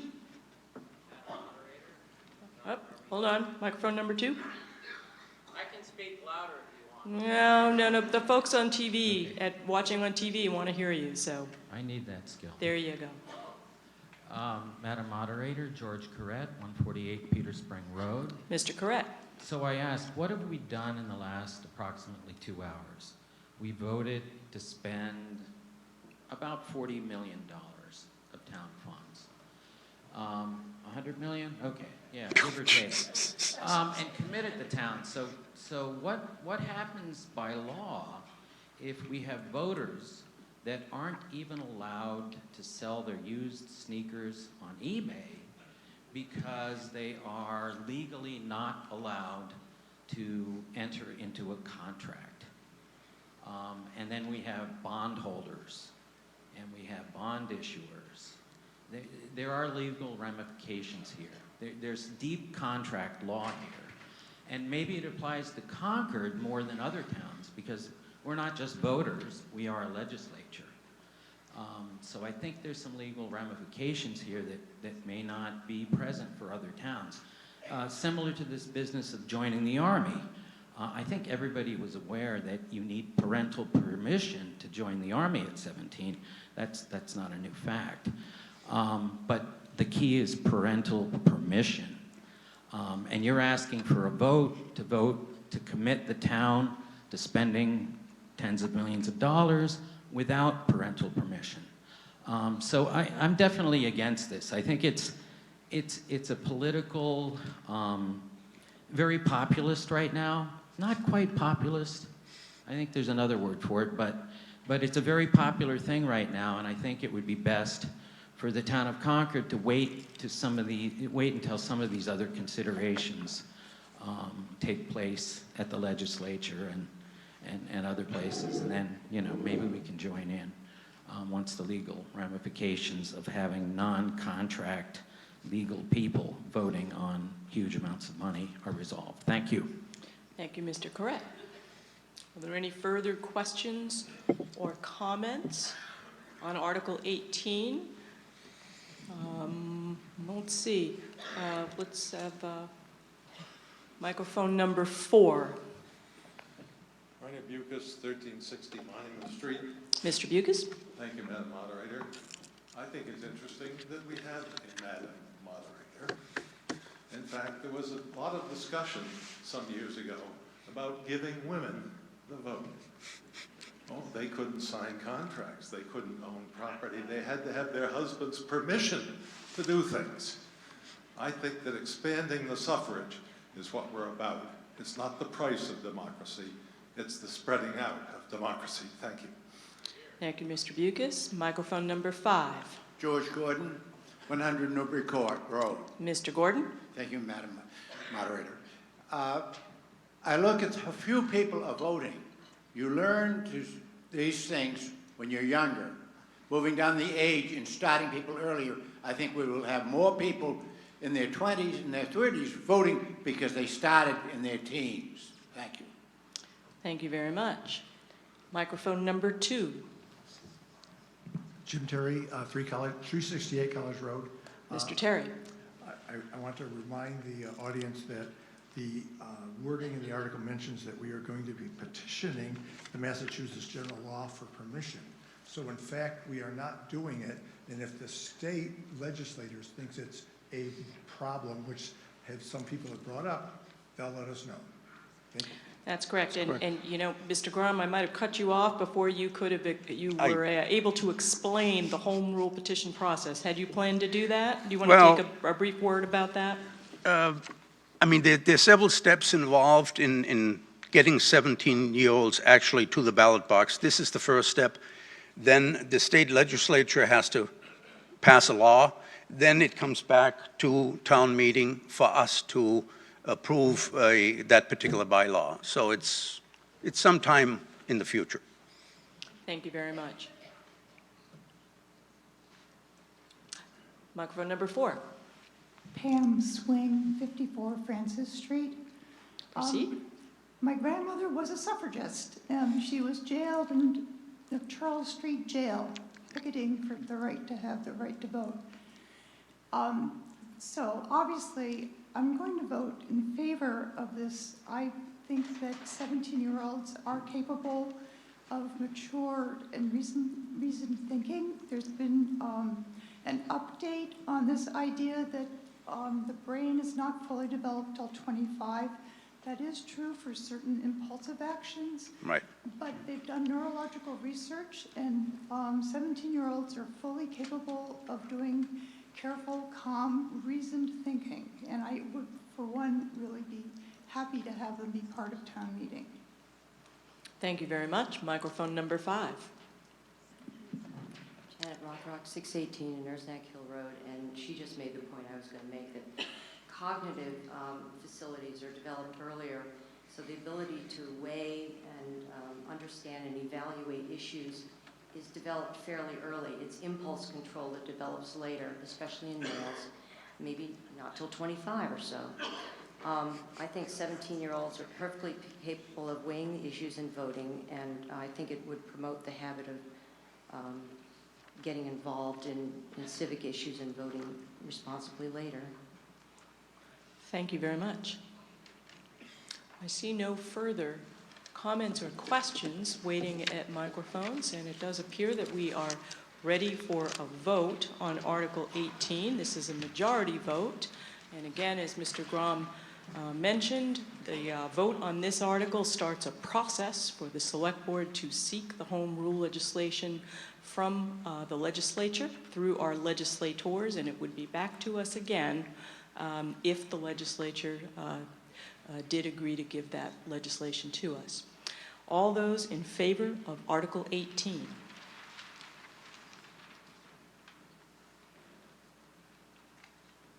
All those opposed?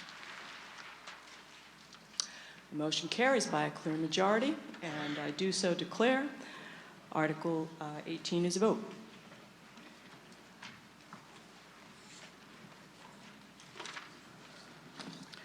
Article 19, I have no, Article 19 was addressed on the consent calendar, and we will therefore address Article 20. Article 20 is another citizen petition. This one is titled Independence of the Press, and the motion is on the screen. And do I have a second for this motion? I see that I do. And we will have the Select Board speak on this after the petitioners speak, and so I'll let them explain their own vote. Great. Mark Galis, 62 Prescott Road. Mr. Galis. Thank you, Madam Moderator. Fellow citizens of Concord, currently, the independent, non-government, non-profit CCTV provides us with public educational government TV access services by means of a contract with the town administration and funding from the Comcast franchise agreement. We need this independent CCTV as a crucial safeguard of our liberty. For example, any resident can record and have broadcast a show that criticizes a policy or a practice in town, knowing that it will receive equal treatment. Separately, our Massachusetts open meeting law protects the right of an independent CCTV to record all open meetings while it doesn't require any particular town administration to do so. Next slide, please. There have been some plans underway for the town not to renew CCTV's contract and to fold these services into a town department. But it's not too late to change course. Control by an administrative branch of CCTV or of these services would be an unfortunate loss for our democracy. And we must consider that future administrations could be less interested in transparency. Next, please. There are other half-controlled, half-independent arrangements possible, but they're not appropriate for Concord, where we as legislators need independent recording and broadcast of open meetings to involve all the citizens, including those who can't make it to a meeting. Next. Our local democracy includes freedom to participate in government and freedom from undue control by a particular administration. But for these, we need independent local sources of information. Next, please. Our local information sources include town website, minutes when committees actually provide them, open meetings when we can afford to attend them, also local commercial media. But crucially, our only independent, non-government, non-commercial local media source is CCTV. Next slide. You may know that the Select Board has formed a cable advisory committee which can perform useful functions. However, if this town administration were to run the public educational government access without an independent CCTV, such a committee cannot, by definition, make PEG resources independent of government administration control. They're part of the government. For example, we cannot assume that town employees might not try to anticipate the preferences of their employer, who would be the town administration. Next, please. There are other concerns. Rapid technological change in information communication requires a critical mass of expertise and resources and a focused team of diverse talent to take advantage of and keep up with the benefits, provide them to the town, such as CCTV has right now. Next, please. Furthermore, on the financial side, if the town government runs PEG access and Comcast funding decreases, will access services decline, or will the loss be made up from taxes? An independent nonprofit can seek non-tax funding. Next slide, please. There are also potential legal concerns. If town government runs PEG access, do we risk having to defend against litigation relating to FCC regulations, libel, apparent conflicts of interest, and other causes? Note, PEG dollars cannot pay for town's legal defense. They're earmarked specifically for providing these services. Next, in summary, what is the best model for Concord's public education government access television if we want to provide for independence, coupled with strength, resilience, and growth potential for these important information services that I maintain we need more than ever these days? Next, the answer is we currently have the best model, CCTV. It gives us independence, concentrated expertise, and a core around which future expanded and improved services can be developed. Thank you very much. Please support Article 20. Catch your breath, Mr. Galis.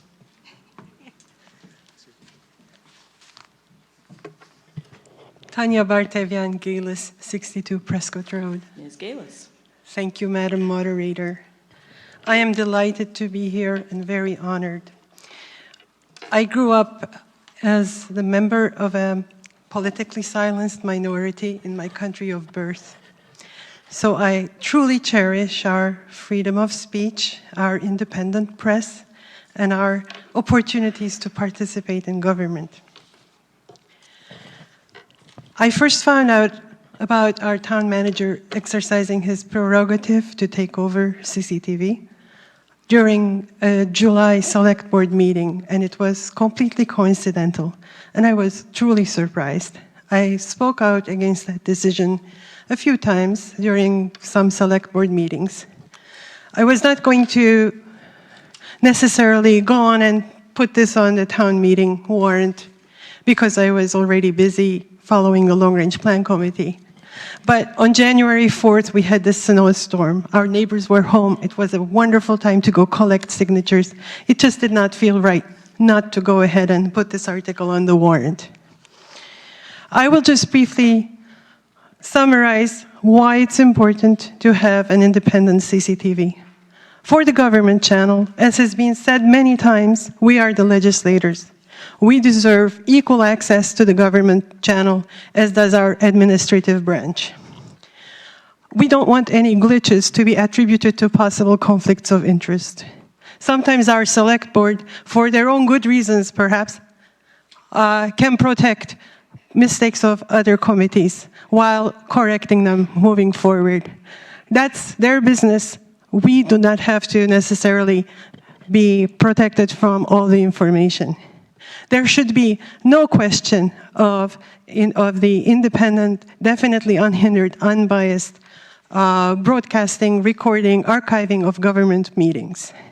Furthermore, even though we do trust our current select board and town manager in intention and in their goodwill, we do not know who our future administrators will be. As for the public channel, what needs protection are programs that are about dissent. It's not the dog shows, it's not the health shows, it's not the arts and entertainment, it's dissent shows. For those also, do we want to risk going through committee complaint process until it is way too late to have our programs broadcast in a timely manner? I don't think so. I really think we have to hold on to this wonderful public asset. Please join me in supporting Article 20 and vote yes. Thank you. Thank you very much, Ms. Galis. We will now hear from Ms. Alice Kaufman of the Select Board.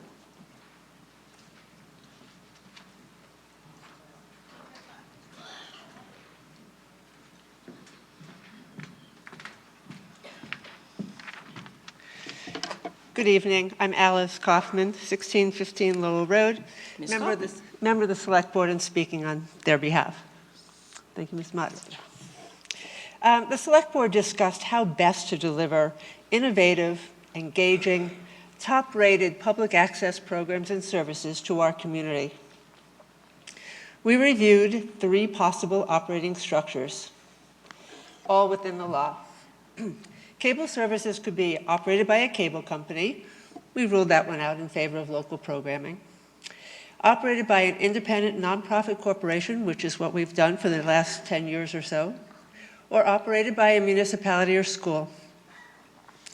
After much discussion, we voted to support the model to have cable programming operated directly by the town, establishing a new department with the combined expertise, talent, and resources at the disposal of the town. This is the approach that's followed by many other communities in Massachusetts. Medford, Littleton also provides cable programming for Boxborough, and Somerville. We weighed the concerns of citizens regarding the potential censorship of content, and while it is a legitimate concern in some cases, with gavel-to-gavel coverage of government and education affairs and equal access to public use of the studio and equipment, the Select Board didn't find that censorship would be much of a concern. But to safeguard, the Select Board, as you mentioned earlier tonight, set up a new committee. We chartered the Cable Television Advisory Committee to monitor, and this is exactly what the charge says, to monitor the effectiveness of Concord's PEG access services and to help the Select Board ensure that the new structure conforms to the requirements of the Comcast franchise agreement while safeguarding the public's interest in community television through policies promoting fairness, equal access, and non-discrimination. The committee is also intended to promote quality telecommunication services that reflect the interests and concerns of Concord residents. The Select Board urges no action on Article 20. Thank you. Thank you very much. Are there questions and comments on Article 20 from the floor?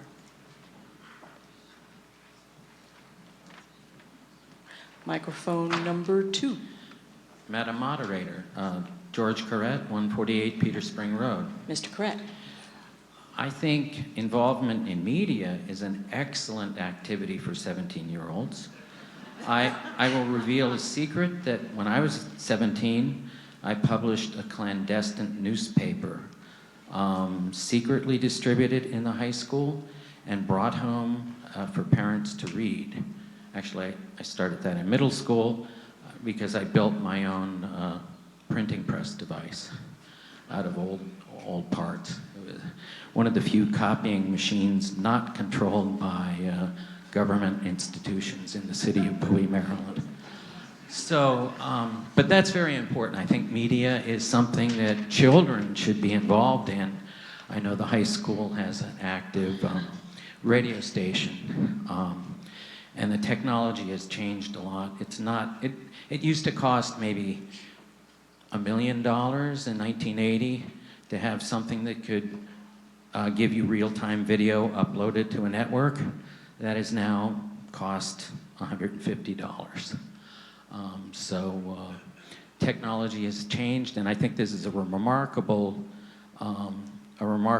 article, unexpected, and I'm definitely going to vote for it. Thank you. Thank you very much. Microphone number 3.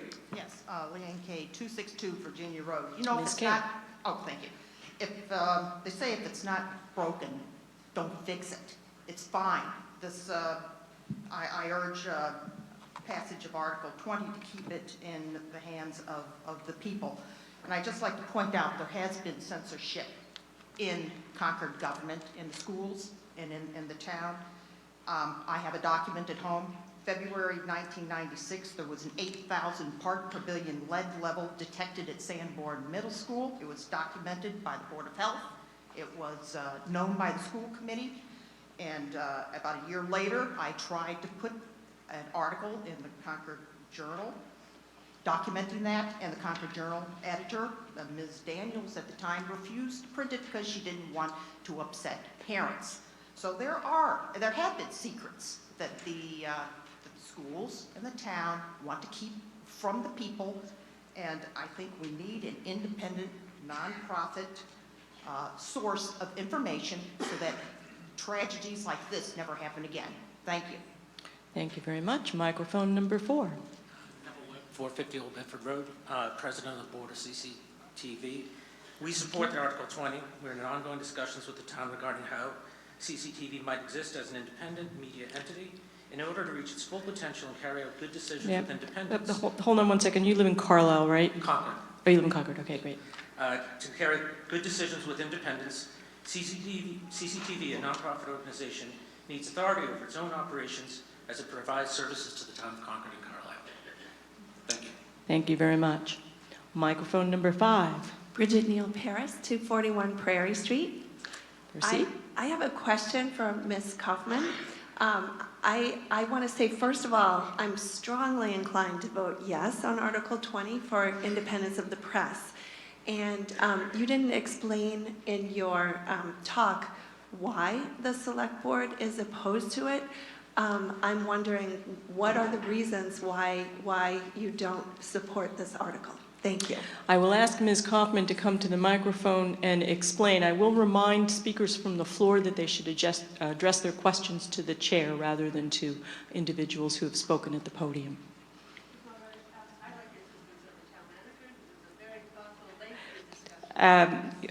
That's great. Ms. Kaufman is passing the torch to Town Manager Christopher Whalen. Mr. Whalen.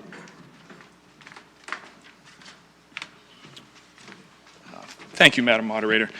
Let me see, this was a long conversation.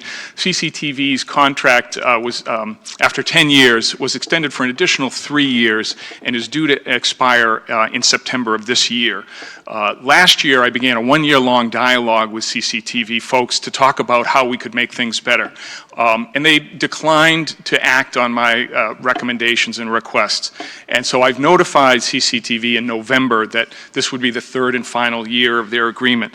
And the reason that I took that action and the board has supported me, and I appreciate the board's support, is what I'm looking for is not less, not to restrict access, but to increase it.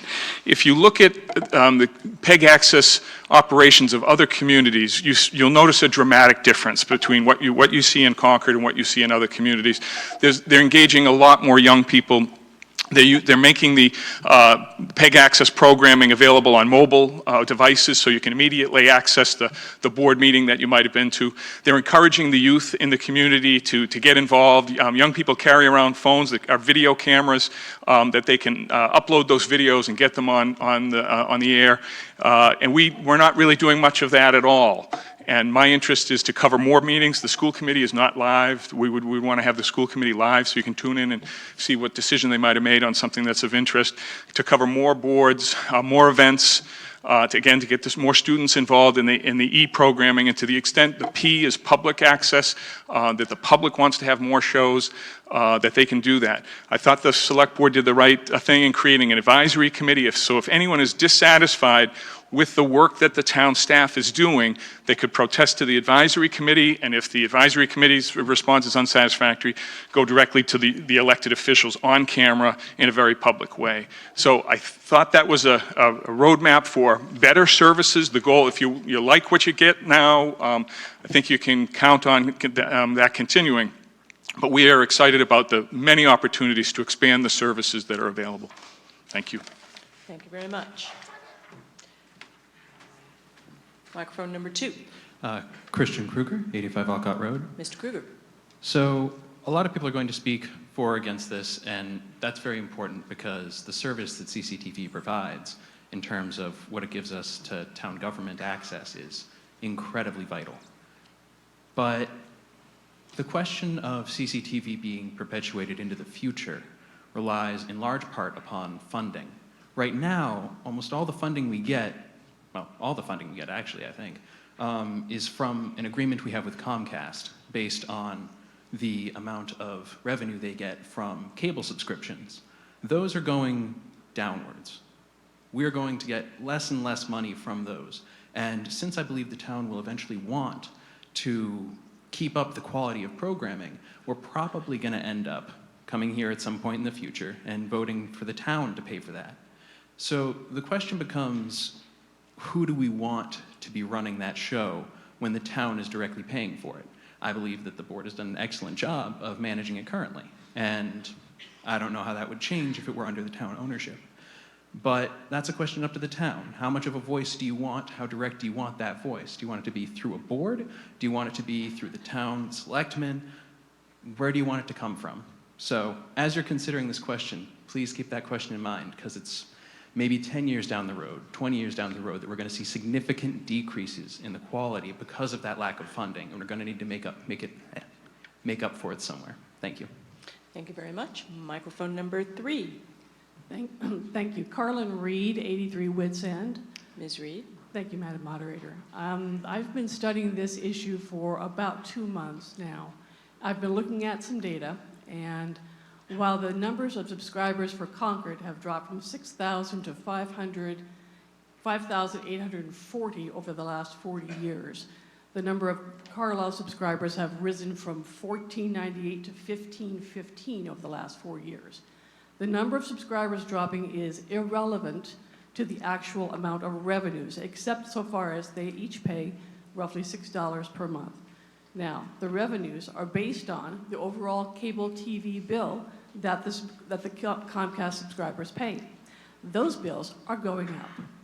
There is little information that's been presented so far justifying the claim that the revenues will be going down.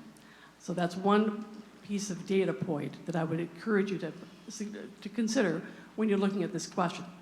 More importantly, I want you to consider that it's important that we have good quality public access and that the funds are managed responsibly. I have full faith and confidence in our town to be able to do that service. And I would urge everybody here to support the town's approach of no action on this article. Thank you.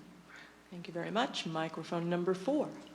Lori Gilpazaris, 1376 Old Marlborough Road. Ms. Gilpazaris. Thank you, Madam Moderator. I'm very sympathetic to the reasons that our town wants to acquire CCTV, and I even agree with many of them. However, having said that, I also grew up during the Cold War with Russia, and I can remember as a child thinking it's awful that the Russian people have to have their information filtered. They're not getting a wide view of what's going on in the world. And from that perspective, I really do believe that democracy is well worth protecting, and it starts here in town government. And to repeat something that the presenters mentioned, we have the greatest confidence in our town staff and our town management today, but what would happen years from now if that should change? Thank you. Thank you very much. Microphone number 5. Yes, my name is Karen Kugel. I'm 15 Nathan Pratt Drive, Unit 3. I think that there has never been, ever, a time in our country when it was more important to protect our First Amendment rights and free speech. And perhaps more important here, where this is the birthplace of the Republic. I think that CCTV has done that respectfully in its tenure process in serving the town. I think that we have done more than a good job in terms of managing the budget, such that in the last 3 years in particular, we've managed to have a surplus of money that could in fact be funded for all of the projects that the town would like to initiate, but we actually had not heard fully about these plans until just a few months ago at the League of Women Voters meeting, when the town manager's assistant presented what she wanted to do. Many of the things that they wanted to embark upon, we can do if we were afforded the money and the resources to do so. However, our town has been given, or the CCTV has been given a level budget spending, which essentially cropped the amount of money that it could spend on any new initiative.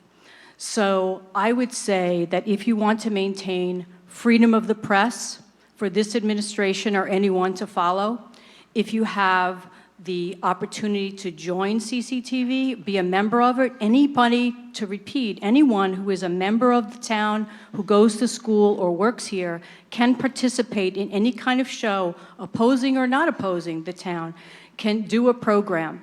Our government sessions are gavel to gavel.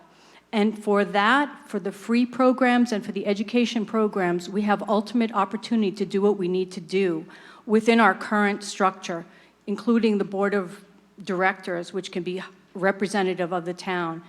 We can have 7 to 17 members. So I thank you, and I really want you to think about the freedom of the press issue. Thank you. Microphone number 2. Thank you, Madam Moderator. Corey Atkins, 93 Pilgrim Road. Ms. Atkins. This is an issue that I really feel passionately about. And I've probably been on the opposing end of the press on many occasions. But I believe holding their freedom sacred is the absolute foundation of our democracy.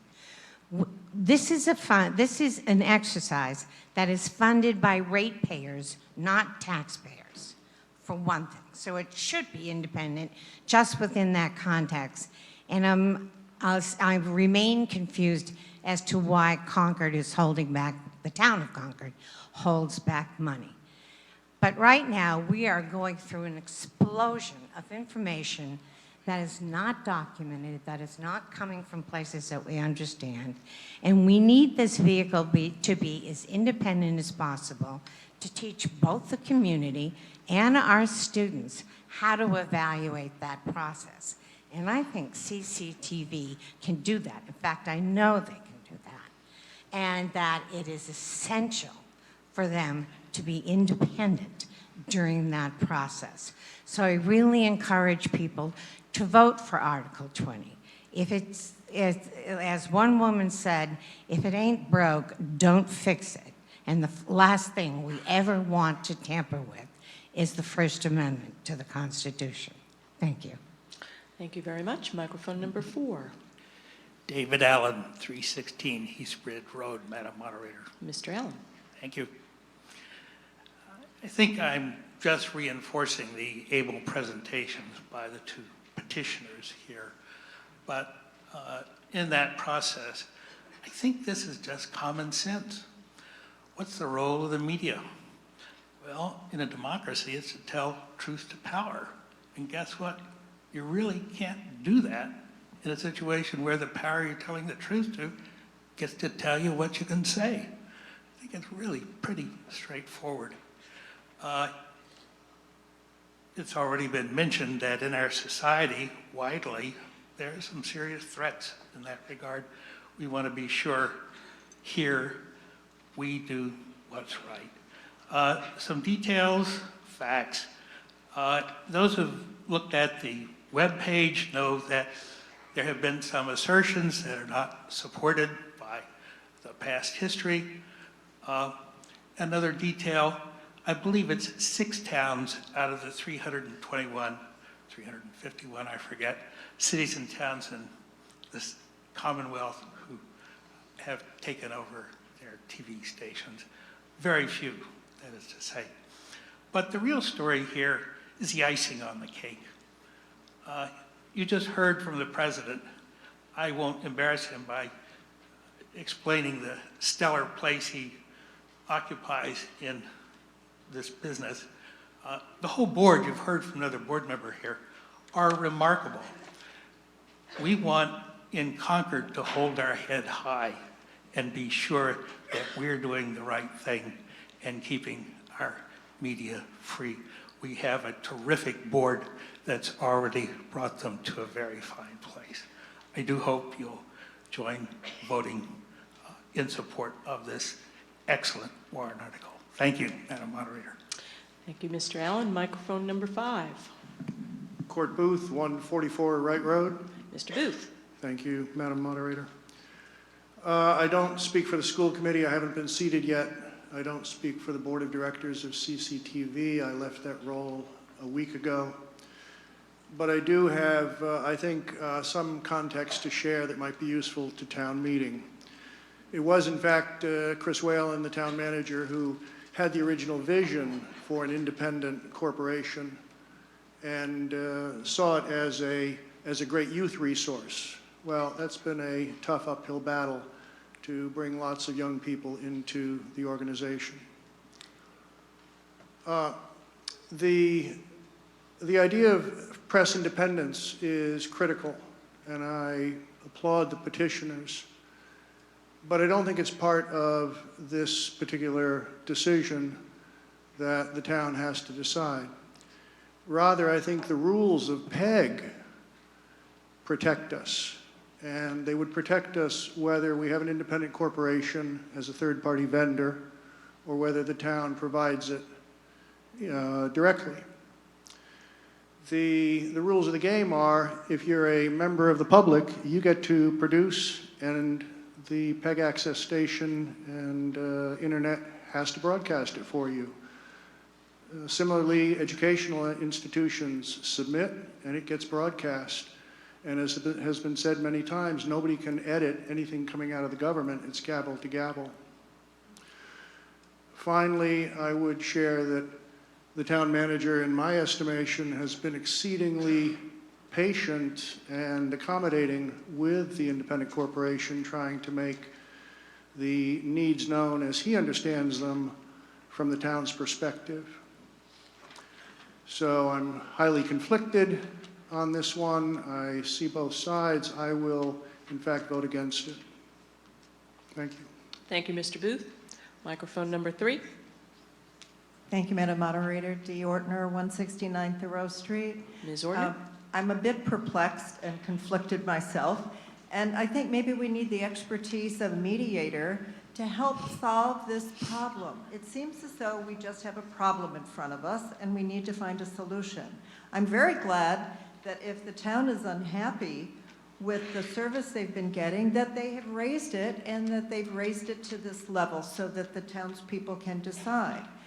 Also, there isn't anyone in this room who would say that independence of the press is not essential. So there we are. However, I think that there was a potential solution that was presented by the town in advocating or recommending an advisory committee. Perhaps the solution is that an advisory committee that is comprised of people who are on CCTV and people from the town sit together, hammer out what it is that has to be done, whether it's money or whether it's more people, more volunteers, whatever it is, and where does Carlisle fit in with all of this? And so I think that there can be a resolution, and I'm very glad that this has been brought up. I don't know what the outcome will be. It will be dependent on what everybody decides here, but I think an advisory committee that is comprised of both sides would very much aid whatever the decision is. Thank you. Thank you very much. Microphone number 5. Ann Hayden, 342 Sudbury Road. Ms. Hayden. In going along with what Dee just said, I think that if we had a moratorium for a year to really assess all of what the issues are, exactly what Dee was saying, and you could take the advisory committee and use that or create something different and really look at everything. Because it sounds like there were some problems viewed by the town and things didn't happen they would have liked to have done, and that CCTV had a budget and stuff they wanted to do, but the town didn't let them spend the money to do what they want to do. So if we took a year to see if it's possible that CCTV can make changes and expand the way we would like, talking about what we want that to be and how we want it to go, and then a year from now, it's all looked at again to see where we are at that point. I think that would be a much better way to proceed than sort of having this thrown on everybody and all of us. The other point that I'll make is that in listening to some of the discussions in the last month or so, it sort of struck me that if the town takes this over, I'm not sure, nobody has ever expressed anything about what a budget is. And if we have really amazing goals for what we want to have to happen, but it can't come out of the money that we get from cable, that's going to be coming out of the taxpayers if this is run by the town, where if it's a private organization, you look at it differently. And so I think that's another piece that hasn't really been discussed, and I think that townspeople want to be involved in those discussions and see that they happen. So I would recommend a moratorium, which would mean that I recommend a favorable vote for this and not having the town take it over this year. Thank you. Thank you very much. Mr. Whalen, do you want to address the question of budget and where funds would come from?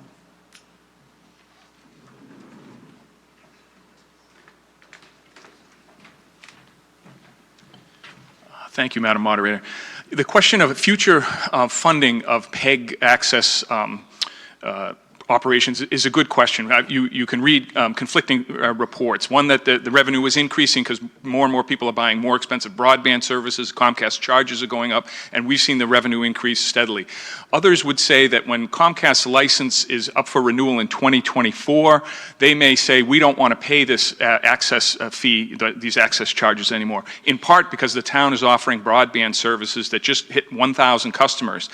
Those customers are not paying the Comcast fee. So there's an argument that could be made that the PEG access revenue will go down or perhaps zero out. When, I'm not exactly sure. It seems to me at that point that the town would not say, well, we're not going to record town meeting in the future, or we're not going to record the select board's meetings or other town committees. I think the town has an expectation that those activities will be televised as well as other things. So if the PEG access revenue goes to zero from Comcast because they feel it's not a level playing field, they're the only company paying that fee, I think the town would face a question. Do we want to pay town employees, do we want to pay for that service to cover those meetings?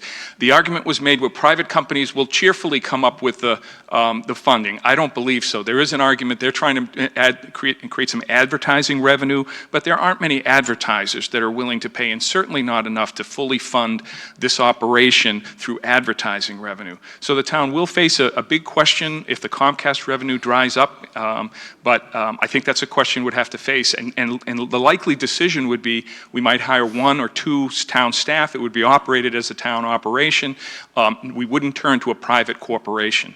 And just one other thing on the budget that was, I didn't agree to their terms in this current year budget. CCTV was looking for a major increase in their legal expenses and their accounting expenses beyond what I thought was reasonable. So those areas I did say hold them at a level. Thank you very much. Microphone number 5. Diane Proctor, 57 Sudbury Road. Ms. Proctor. And I speak for the League of Women Voters as the president of the League. We have discussed this. We've held a First Friday seminar in which we've had an opportunity to hear all points of view, and we feel very strongly that the question of the future of revenue is not the issue here, that the question of an advisory committee is not the issue here. The question is freedom of press, freedom of opportunity for all citizens to have access to, and a right to speak their voice and their point of view. To jeopardize that in any way for any reason, we believe is foolish. It is not and does not in any way reflect a lack of respect for our present town government and for their initiative and their imagination. And through the advisory committee, those initiatives and imagination can blend beautifully with the existing CCTV board. Nonetheless, given the world we're living in right now, it is critical that we vote yes on this article. Thank you very much. Now, I'm just going to point out that we have been on this article for 37 minutes now, and I see at least 2 speakers at microphones who've been here before. So I'm just going to urge everybody that if you've got something new, that's great, and otherwise maybe we're getting close to a close on the discussion here. Microphone number 3. Peggy Wargelin, 97 Hillside Ave. I am one of 3 members who've been sworn in on this new advisory committee, and we can't meet because we don't even have enough for a quorum. So assuming that we're going to get in there and help facilitate things is a little bit optimistic at this point. So we would very much love to have anyone who would Are like you to- campaigning for green cards? I If you want to be am. on this I committee, am. these are out in the hallway, folks. You do not need to be an expert. You need to be slightly interested. We're interested in people we were interested in high school students. We're interested in parents who are interested. Just anybody who is interested in any aspect of it. We'd love to have you. Thank you very much. Ms. Galis, I think you must have something to add, do you? You may have just a moment. This is the hard way up and the hard way down. Ooh, okay. Thank you. Tanya Galis, I just want to quickly reemphasize why PEG access regulations are not enough to guarantee equal access and freedom of the press. Simply because there can be no rules against whatever a citizen wants to record and broadcast. There can be no rules against cutting any government meeting short and not making it gavel to gavel. But it's always possible to omit broadcasting a government meeting, to disappear a government meeting from archives, to delay broadcasting a government meeting, to delay a citizen dissenting program until it's past its worth. So there are many ways of interfering with freedom of the press. And I also want to add that the select board always spoke in favor of the town manager's decision. However, they never, to my knowledge, discussed in detail exactly why they were supporting the decision. Thank you. Thank you very much. Microphone number 2. Matt Johnson, 21 Winthrop Street. Mr. Johnson. Last year, I grew dissatisfied with my heating contractor, and I resisted the temptation to pick up a wrench and start working on my heating system. Instead, I went and I found a different heating contractor, and I'm actually much happier with the new contractor. I'm questioning here why we had the town picking up their wrench, and I'd like to understand what was the process that led to this change in governance and not to the identification of a contract with a new party that has expertise in this field. It just seems like a mix of two different things going on here. And I'm confused. I'd love to understand the background of this. I don't really get it. Mr. Whalen, would you like to explain?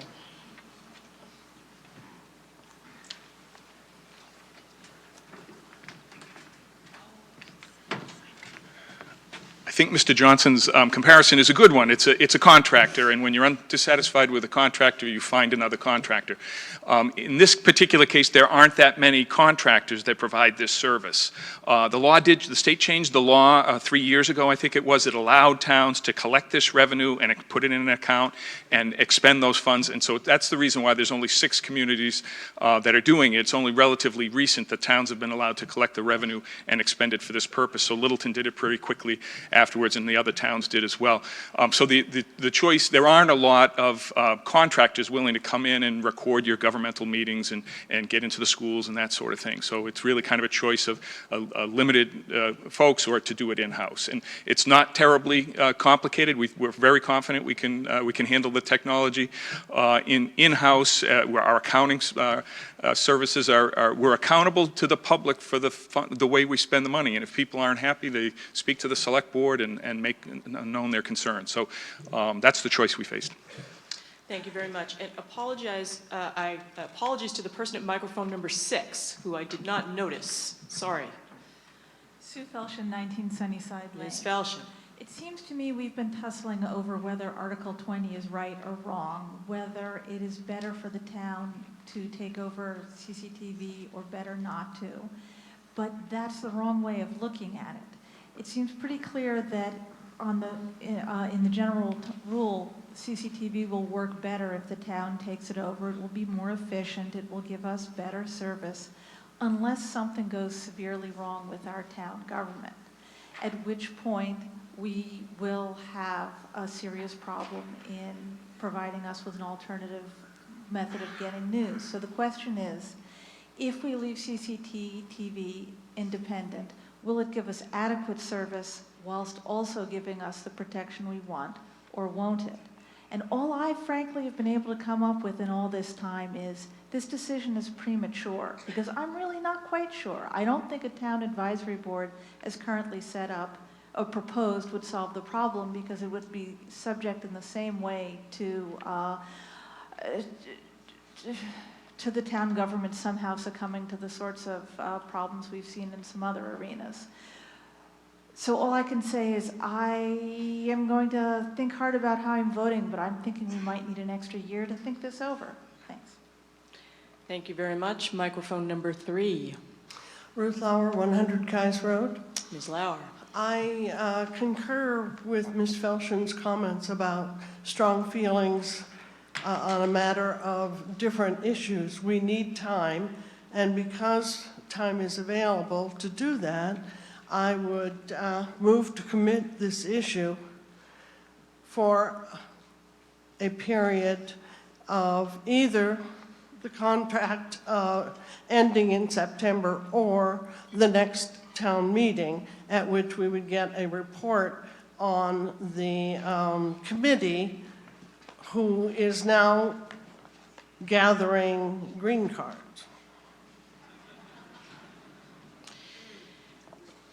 I'm not sure what your motion is, Ms. Lauer. I move to commit this article Okay. as on page 6 in your Yes. handy-dandy green pages. Is there a second for Ms. Lauer's argument? Motion? Motion. I see that there is. Have you given the explanation you would like of your motion, or would you like to say more? I believe what we are hearing this evening is the need for more time to bring people to the table with more information. I concur with the entire message that I'm hearing from the town manager. I feel very strongly for the people who are believing that freedom of the press is a crucial freedom. I understand that the town has rules for setting contracts. We don't have relationships till the end of time with anybody. Our relationships are well crafted and thought out. Maybe that's what we need, more time to develop the relationship that is being proposed.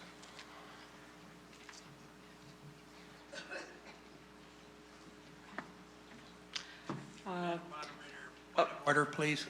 Yes. Could we see, apparently we've got an amendment on the floor. Could we see it in the text, please? Could you see it in the text? Up here. I'm not sure we need to. It's a motion to commit and to a date certain, or to further study. Just a motion to commit to further study. That's why I would like to see the text, so we know, in fact, what we're voting on. Yep, fair Thank you. enough. I would propose until the end of the contract in September or at town meeting, the following town meeting. I think you need to pick one. Pick one. Town meeting. A moment. Town council.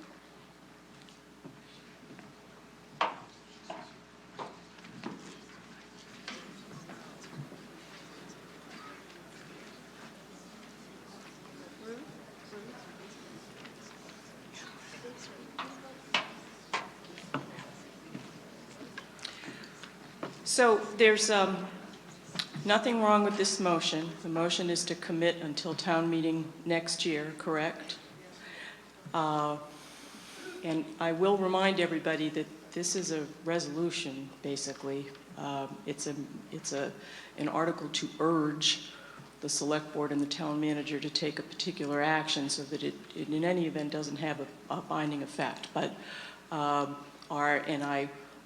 will say that our practice here in Concord has been to vote up or down in general. But we have this motion and we have the second, and we will now turn to debating the motion to commit I think I see that the petitioner wishes to say something about this. I'm going to let him speak first, and then I will go to microphone number 3. Thank you very much, Madam Moderator. I would appreciate if the moderator or another knowledgeable person would explain to the community at large what this means, because to me it seems like simply an avoidance of having a clear vote on an advisory motion, and it seems to me to be not very helpful in any way in allowing the town a voice in the determination of the future of public access services in the town. So I would appreciate a clear explanation and something in writing on the board so that everybody knows what we're talking about. It sounds to me like a stalling procedure without much merit. Thank you. So let me say that if I had the view that this was a parliamentary maneuver intended to prevent us from voting, I would rule the motion out of order. It does not sound to me to be that type of motion. The motion is based, as it was explained to us by the movement, Ms. Lauer, that we just don't seem to know enough about this in order to take a vote on things as they currently stand. Her thinking is that if a committee is going to be appointed, let's let it be appointed, let's let it find out some more information, and let's come back at the end of the contract and review this at that point. The motion is in order. She said next town meeting. Next town meeting, sorry, yes. Thank you for that. So the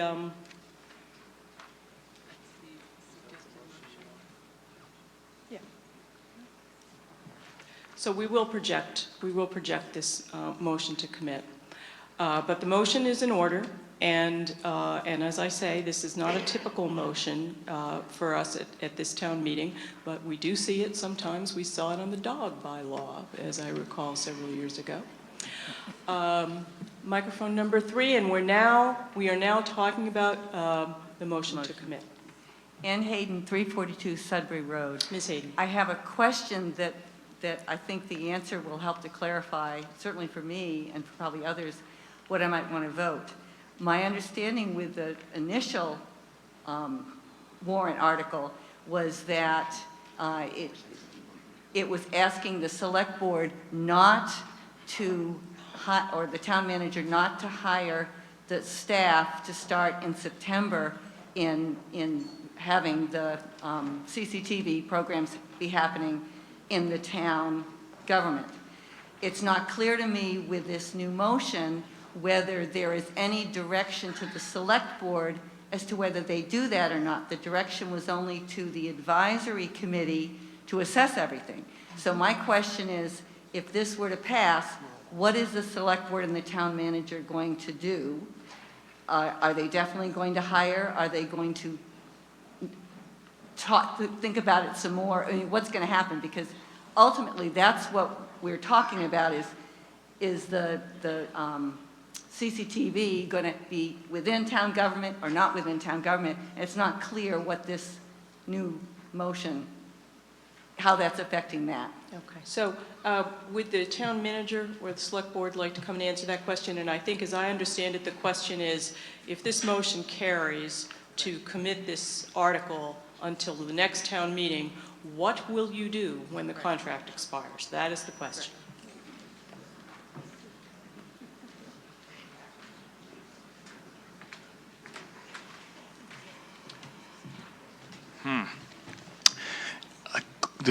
Good question.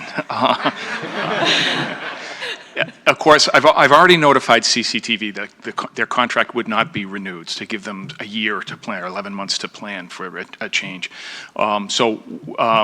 Frankly, I hadn't determined, depending on the action tonight, whether it was on the motion to commit or if the article passes, I would go back to the elected officials in town, have a conversation with them about how they wanted to proceed. Town council advises us, wanted you to know, wanted the body to know, would you like the non-binding nature, to comment on the non-binding nature of this action by town meeting?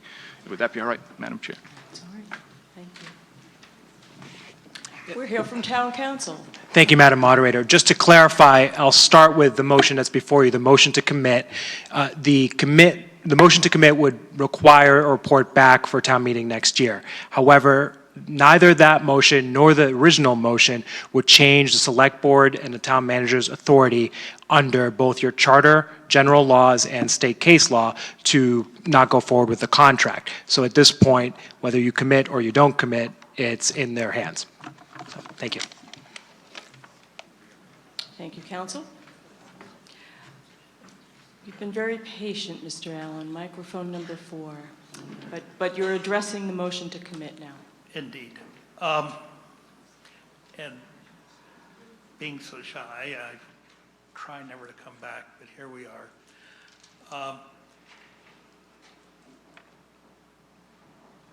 On the motion to commit,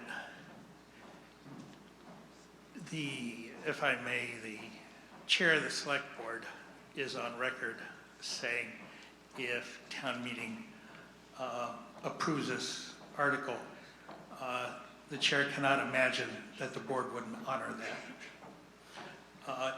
Whether or not, of course, that happens is another matter, but honor, frankly, matters an awful lot. And it means, if we take it seriously, that a vote on this article makes a very big difference. Several people, starting with one of the other of us at these mics, pointed out, gee, it wouldn't hurt if we had a year. And one way to get that year is, frankly, not to commit, but to vote on the article as it stands and let the matter come back up and get a report at the next town meeting. It seems to me that that's an excellent path to follow, and I have a feeling that a number of people in the room will come to the same conclusion, that we're at a point where we don't have enough information. Well, kind of obviously, to come back next year and be able to vote on this would have to mean that the town doesn't take it over. In fact, there have been negotiations, quiet negotiations, to consider an extension of the contract. Very much thanks to the select board for making that happen. It seems to me we are best served by voting the original warrant article motion, not voting for the commit, as much as I appreciate the mover of the commit trying to find a good path forward here. I think we're better off not voting for the commit. Vote for the article. Let it carry forward. Mr. Allen, I do think we have your point, and I think you're out of time. Forgive me. That's Let me okay. Go be shy. Microphone number 5. Karen Kugel at 15 Nathan Pratt Drive, Unit 3. I want to thank the town manager exceedingly for giving a perfect example of how the town can actually modify, suppress, or hide the true situation. In his example of how CCTV wanted more money for legal and accounting expenses, the reason it wanted that was because it was told by the town that it needed to close down its shop. It needed to zero out its budget and dissolve its corporation. And in order to yes. Now, I think I'm going to have to stop you because I think that this is on the question of whether we're going to commit the article, and I don't think that your remarks are addressed to whether we're going to commit it. Are they, or are they? Well, I just want, if the reason to commit is to gather more information, then I want to add some very important information under consideration, that this is a perfect example of how the town innocuously, or perhaps not, can actually hide what is truly happening. The reason that CCTV asked for that money was to dissolve the corporation. That was a perfectly legitimate reason to ask for those funds at the time, and the town manager did not state that. Thank you very much. Okay. Now, I just want to remind everybody who's at the microphone, the motion before us is whether the meeting will commit this article, Article 20, to be revisited next year at town meeting.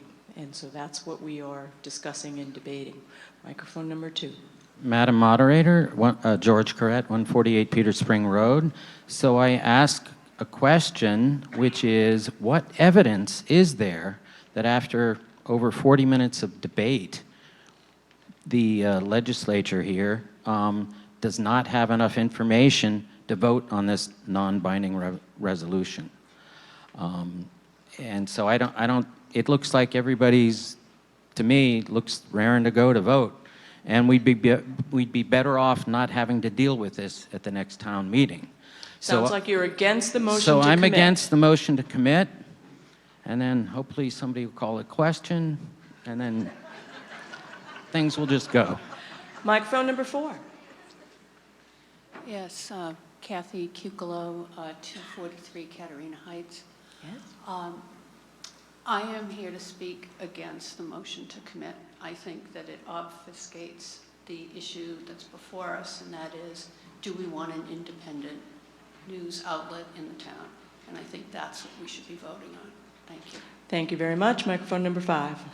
Yes, David Carr, 82 Lawsbrook Road. Yes, I'm equally confused about the effectiveness of this motion to commit. With the dog bylaw, for example, to put that off meant that simply nothing happened. There would be no change in the operation of the town. In this case, we have an imminent change, as town council has pointed out. In the presence of this motion to commit, the town would be perfectly able to take over CCTV, and then we'd come back next year and be able to reconsider, and of course it would have been taken over, and it would pretty much be a moot point. So it doesn't seem to make much sense to me. Thank you. Thank you. Let's see. I think you were there next. Microphone number 5. Yes. Oh, I'm very sorry. I missed microphone number 6 again. Hold on just a second there. Microphone number 6. Bridget Neal Paris, 241 Prairie Street. I would like to call the question. Okay, this is a, is there a second? Thank you. This is a non-debatable motion, and I do believe that it's in order because we have been at this for quite a while. It requires a 2/3 vote to move the previous question. All those in favor of moving the previous...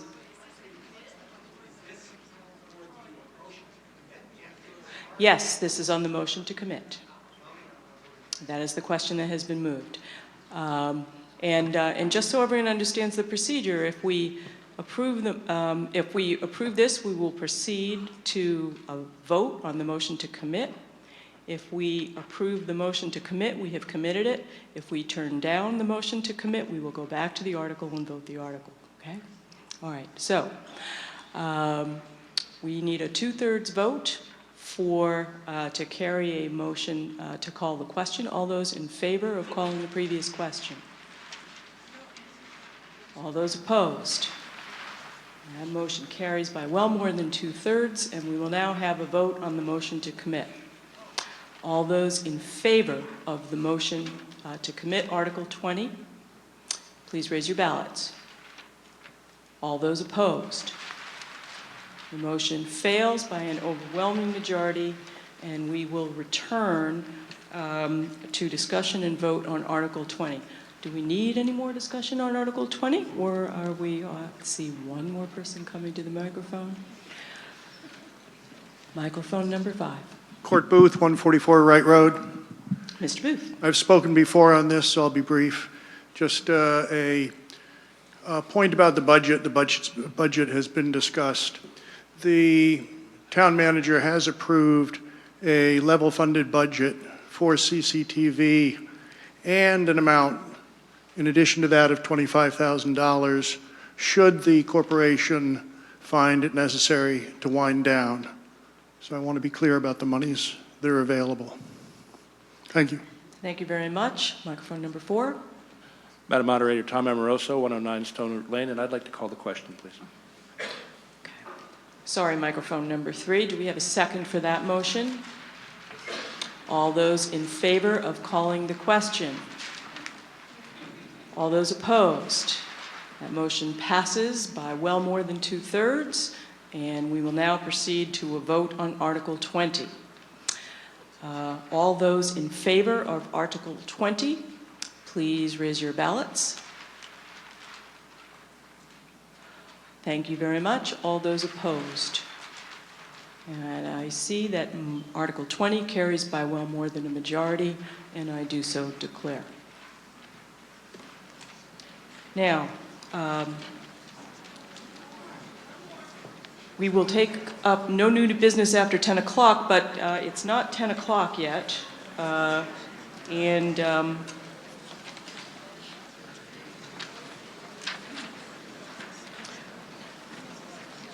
We will proceed to Article 21.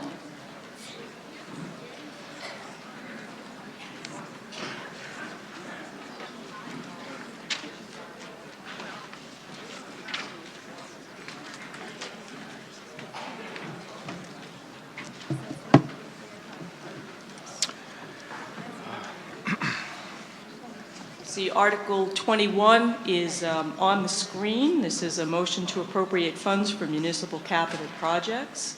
Do we have a second for this motion? I see that we do.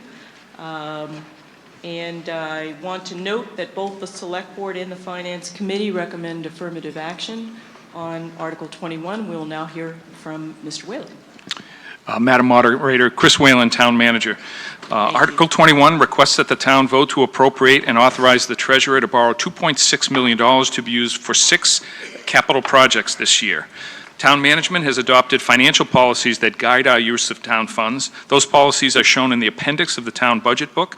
Our policy on capital investment provides for 2 to 3% of the operating budget to be allocated to capital equipment, such as computers and vehicles. Those expenditures were approved under Article 7. Major capital investments are funded using 5% of the operating budget for debt service. This slide shows the proposed debt financing capital projects articles for 2019. These projects have been included in the 5-year plan and do not require Proposition 2.5 debt exclusion vote. First, $510,000 is requested for the renovation of town facilities. The town uses many older buildings that house town staff and maintain operations. These buildings require regular renovation and improvements. This year's renovation projects include work at the Townhouse and 141 Keyes Road, as well as other buildings. Energy efficiency and sustainability practices are built into each project. $75,000 is requested to fund improvements on town trails, including trail design and installation, grading, drainage improvements, boardwalks, and signage. Concord is fortunate to have a dedicated group of volunteers, the Trails Committee and their supporters, who work tirelessly to maintain and improve the town's many miles of walking trails. This project will be managed as a joint effort between the Natural Resources staff and the Planning Department. $365,000 is requested to purchase a new fire engine. The fire department will trade in our existing engines 5 and 7 and replace those 2 with 1 dual-role pumper. Engine 7 is a 2007 Crimson Structure fire pumper scheduled for $150,000 refurbishment in 2018. This pumper has been troublesome since its acquisition, and we do not believe spending $150,000 to refurbish the truck is a wise investment. The estimated trade-in value is $30,000, and that would be applied against the cost of the new vehicle. Engine 5 is a 1989 brush pumper, which can carry only 2 firefighters. Replacement parts are not available, and the vehicle requires about $50,000 in immediate repairs. If funding is approved, Engine 5 replacement in 2020, currently planned at $350,000, will not be needed. $1.4 million is requested to repair a portion of the town's 107-mile roadway network, including repairs to arterial and collector streets, residential roadways, and off-street parking lots. Where necessary, improvements to drainage and safety features will be included. These funds will be supplemented with $680,000 in state aid and approximately $120,000 collected annually in the Road Repair Revolving Fund. Planned mill and overlay work includes Partridge Lane, Hubbard Street, Church Street, and D Road. Reclamation treatment will occur on Baker Avenue Extension, Alcott, Independence, Park Lane, and Munson Road. Article 21 also requests $150,000 to provide energy-efficient systems in the new wing of the main library being planned by the library trustees for 2019. The library land and buildings are owned by the private nonprofit Library Corporation. Normally, the corporation builds and maintains the facilities, and the town pays for the staff and other operating costs of the library. In this case, I believe it's a sound investment for the town to contribute to the efficient heating and lighting and other systems in the new wing because the town pays the cost of utilities. This investment now will save the town money over the life of the facility. The new wing will be located between the existing building and the house at 151 Main Street acquired by the Library Corporation several years ago. Town funds will be used to help finance an energy-efficient HVAC system and energy-efficient LED lighting system with occupancy sensors throughout the new construction.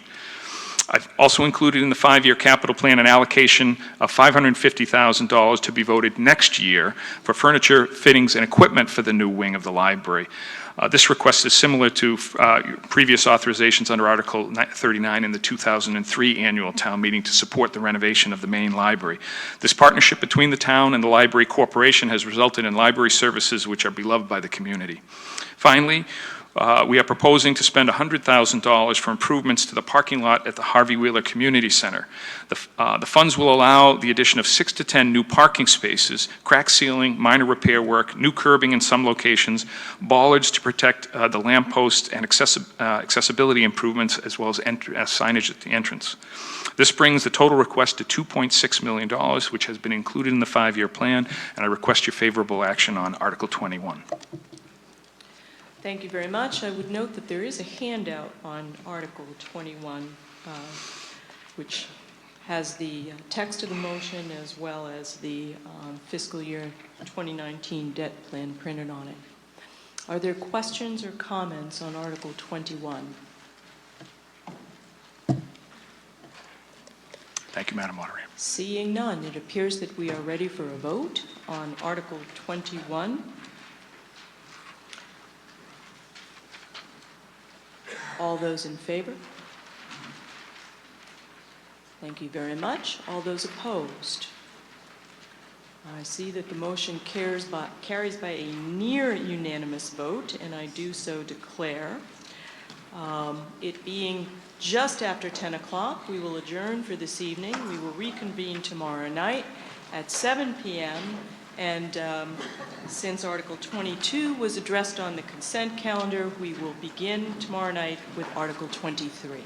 Thank you all and good night.